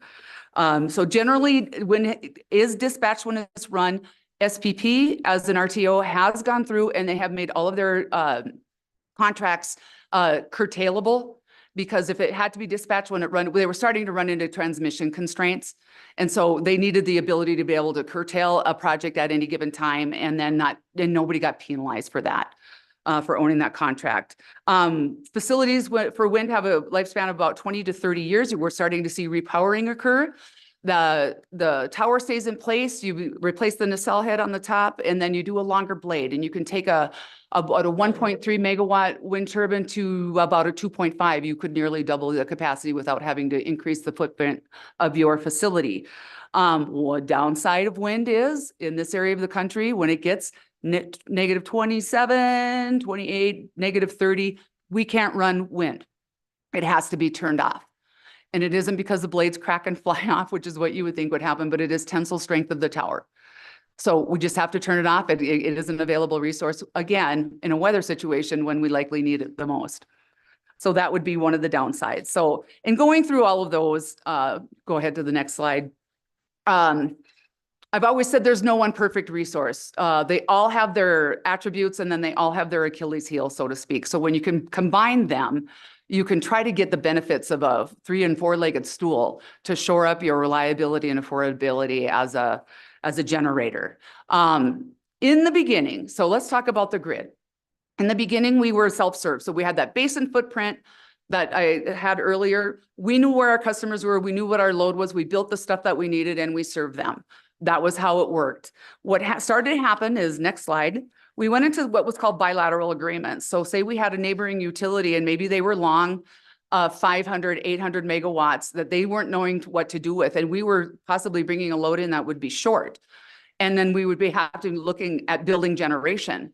Well, we get together and do a bilateral agreement that forms a win-win. We can use their excess, and then so we've entered into this agreement. So it starts with bilaterals, and then we also need to have each other's backs when we go into outage situations. Out of the bilateral construct came, next slide, we started to form the pools. Bigger economies of scale, a lot more generators over a larger footprint, being able to utilize one system in order to maximize cost savings together, and that is what's known as the regional transmission organizations. Next slide. So there are 7 in the United States operating right now.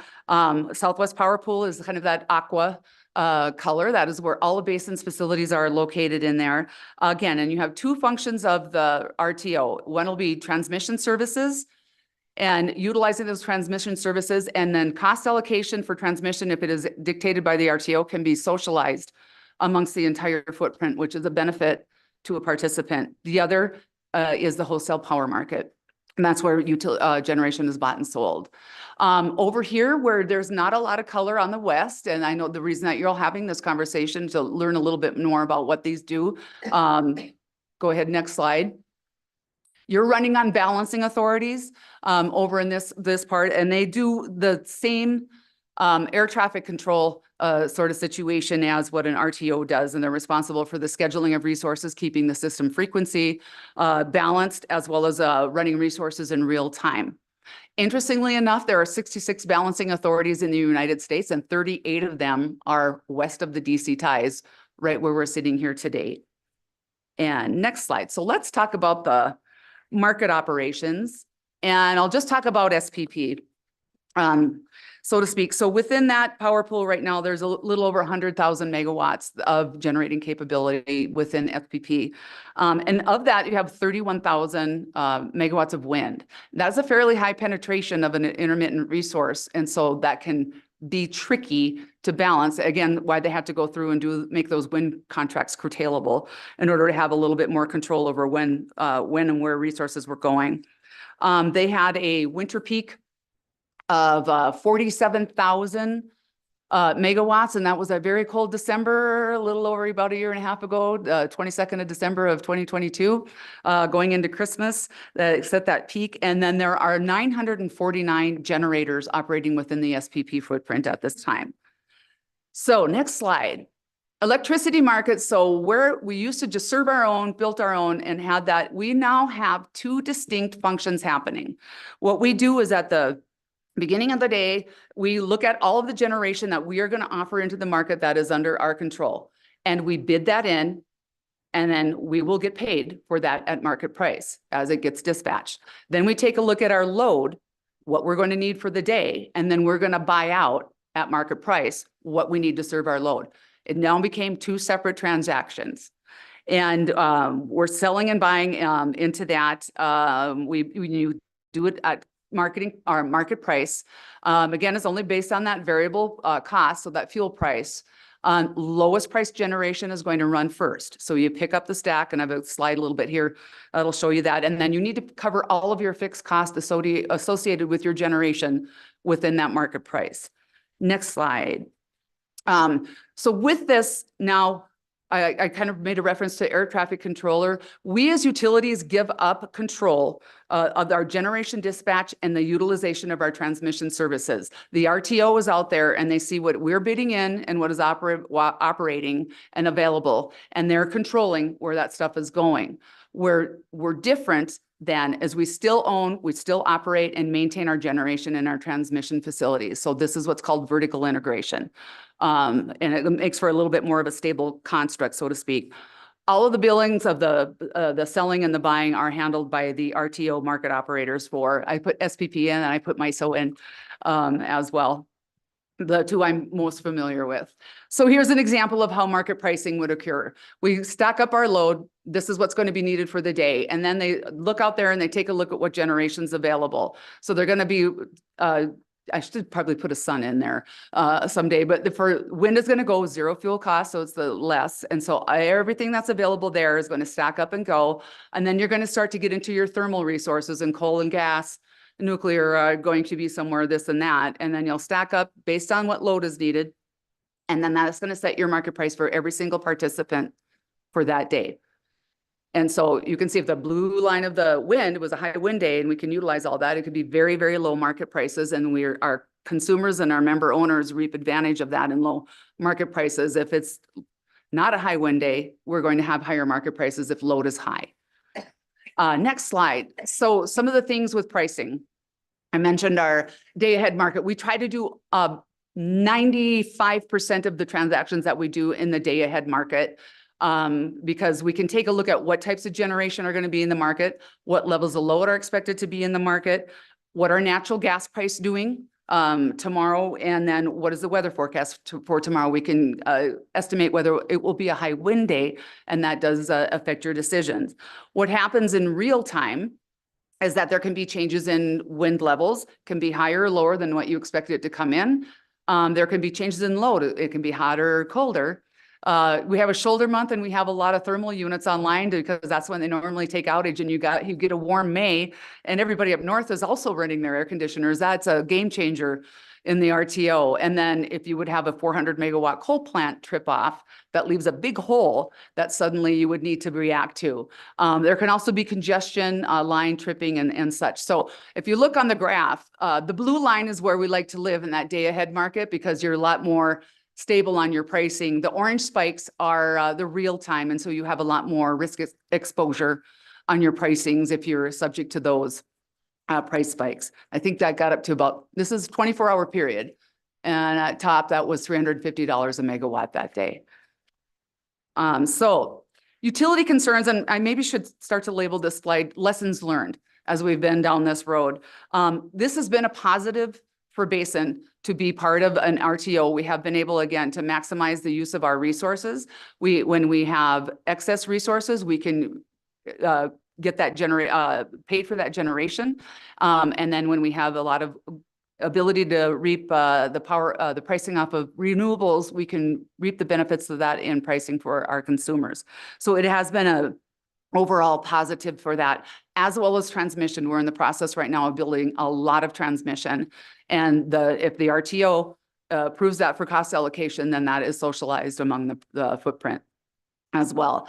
So what were our concerns? What would we start to find out when we got into this in 2015 and 2016? And what we started to find out was that generators like baseload coal and nuclear were not being adequately compensated for the attributes that they bring of being available 24/7 and just dispatchable. So what was happening, as I said, those baseload units out east started to retire, and they were not being and are not being replaced adequately with the same type of dispatchable generation. What's happening now is that we do have RTO rules shifting to allow more diverse market rules. Basically, they're trying to get things a little bit more on parity. And I have a slide on this next. Level the playing field, so to speak, so that things can operate, again, a little bit more on parity, and we don't put thermal resources and such at peril of retiring because we are going to need them. The other newest issue that we started to know that all of a sudden there was a lot of transmission that needed to be built. And transmission, especially post-COVID, is not cheap. So it's about $1 million per mile of line pre-COVID. I would say 1.5, and I would probably dare to even go up to 1.8 per mile of line for high voltage transmission costs. So it's not cheap. So from start to finish, if we need to build transmission, that's an 8-year process. So you start behind the 8 ball, so to speak, with that. Next slide, and this is my last one. So some of the things that are being evaluated in the regional transmission organization as well as power markets, performance accreditation benefits. So they're starting to apply a value to conventional resources for the attributes that they bring. So say you're a baseload unit, you're a high cost unit, your baseload unit, and I'm over here, I've got wind. Well, you're a baseload unit, but you're a baseload unit and you're dispatchable. And we do that. We're going to make you a little bit more attractive in the marketplace. Over here, you've got our zero fuel costs. Well, you're intermittent, and we're gonna maybe, have that. That's not as reliable as we can over here in the dispatchable. So trying to bring things based on performance-based accreditation, trying to bring things more into parity, valuing those conventional resources, and hopefully incenting some if you have an underperforming resource and maybe you're thinking, well, we're going to retire this unit. They may not, and they may want to go ahead and make the investment into that rather than retire a unit.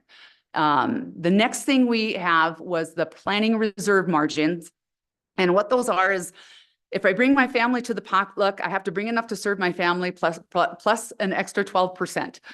That was the rule right up into going into last year. At the end of 2022, SPP upped it to 15%, which is 3%. When you're experiencing load growth, 3% is a lot. And we are, Basin Electric is growing. So that is something that we are working with, but you can manage that in several different ways. You can try to purchase excess capacity from others out on the market, but everybody can't go do that. You can see where that would quickly become a problem. You could defer those planned retirements if you want to keep that capacity and get some value for it as a utility. If you were making a lot of off-system sales, you could reduce or not do those, and then you can hold that and attribute it to your own capacity needs that you would need. And then we can also do load on the demand response side. We can have management systems over here by curtailing load that would contribute to our capacity needs. So, like I said, some of these things are being gone through right now. And as you all are all looking down the road as to what you think that you may or may not want to do in the state, it's probably beneficial that you're last. You're waiting to go, and because you have the hindsight of looking at all of these things that are out there with how resources have changed. And if that would happen, I think you'll have a much more solid position going into this if some of these things are put on parity. And with that, I would stand for any questions. What did I do? Did I get done in a half hour? Okay.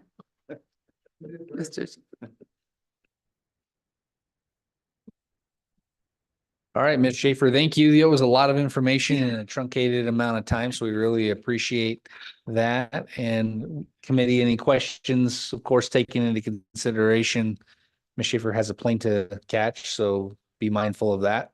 Senator Scott. Mr. Chairman. Mr. Chairman, my question is, you mentioned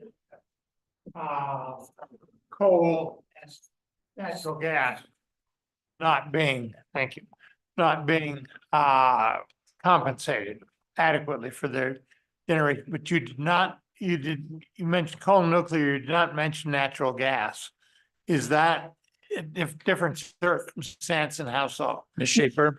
Mr. Chairman, and Senator Scott, that my bad, because gases also would be compensated because it can be online very quickly. So it would be compensated for that attribute. So it gets included in the mix. So that was my fault.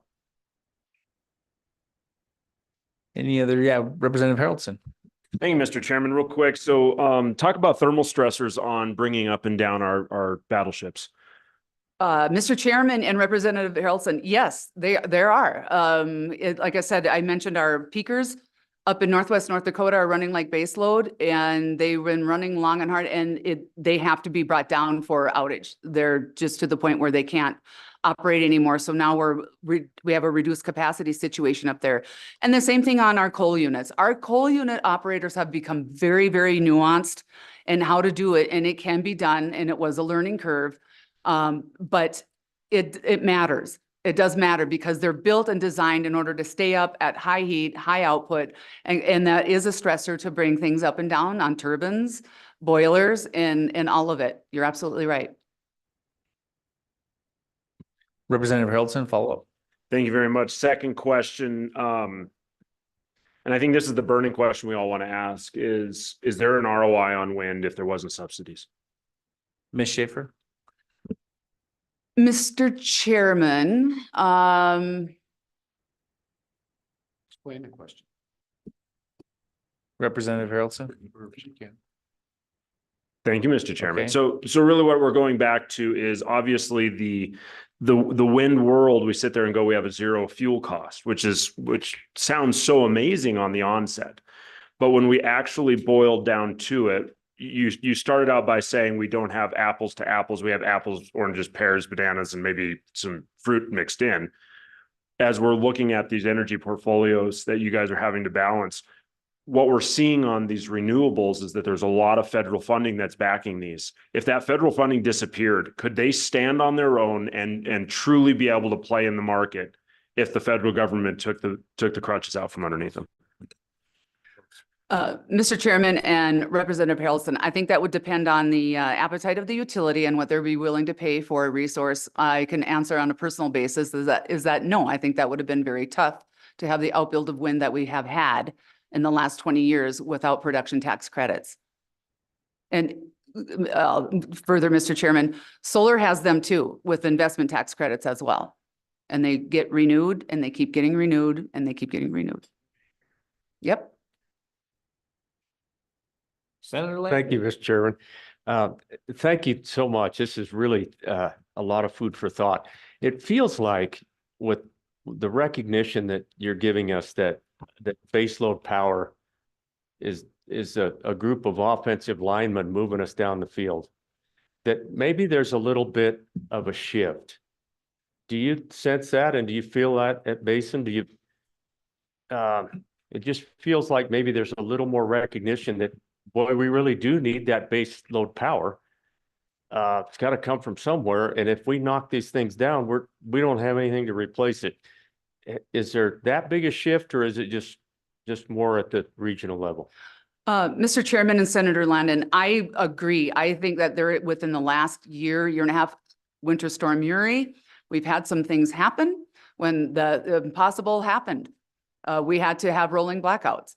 And so when you have that happen, that is a recognition that you are short on generation. And so having had the benefit of seeing what happened further to the east with those coal retirements or nuclear retirements, as we're moving to over to the west, we are very, very protective of all of our thermal units, i.e. and our coal units. And I think there is a recognition. If you have a NERC report that was done on MISO, the Mid-Continent ISO, that is concerning. That this is NERC. There aren't any more agnostic people other than RTO engineers, but they're very concerned that there is going to be a shortfall, and they're calling them out on that. And so the recognition of that says, yes, we do need these units to stay online. Don't be in such a hurry to retire them, because that's going to be the only way you can keep your capacity. Representative Harshman. Thank you. You know, and great presentation, and the evolution, you know, from just the, you know, self-serve to bilaterals to where we are now. And I've heard folks have said to me, you know, why can't Wyoming just kind of be like Texas, have our own, or why can't we just go back to self-serve in the Wyoming borders? And because as you know, most evolution has been good. I don't know, in your opinion, is this evolution, it seems like it's, I don't know, more complex, crazier, now getting more expensive. Mr. Chairman, Representative Harshman, ERCOT in the state of Texas is basically an island and operates as such. They are not a vertically integrated RTO, and that did not help them. And they're also operating in a deregulated situation as well. So walling yourself off can be a detriment as well as probably a perceived benefit. But I think there's more downsides to that when you are not able to access generation or take advantage of being able to get revenue on surplus generation, if you would be able to do that. We move power, Basin Electric, we're right on between you all here in Wyoming. We are on both sides of the DC ties, and we move generation over to the west through our DC ties. We have a percentage of ownership of 3 of them, and we are able to try to take advantage of west side sales. Additional questions for Ms. Schaefer? All right, looks like you got a plane to catch, so. Thank you so much. It's been a pleasure, Mr. Chairman and committee. Sean, did you have anything else? Nope. Nothing to add? Nope. It's good stuff.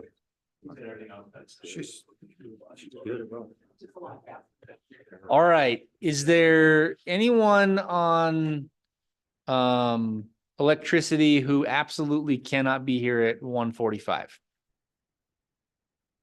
All right, very good. Then I guess we're going to break for lunch, and we'll be back at 1:45.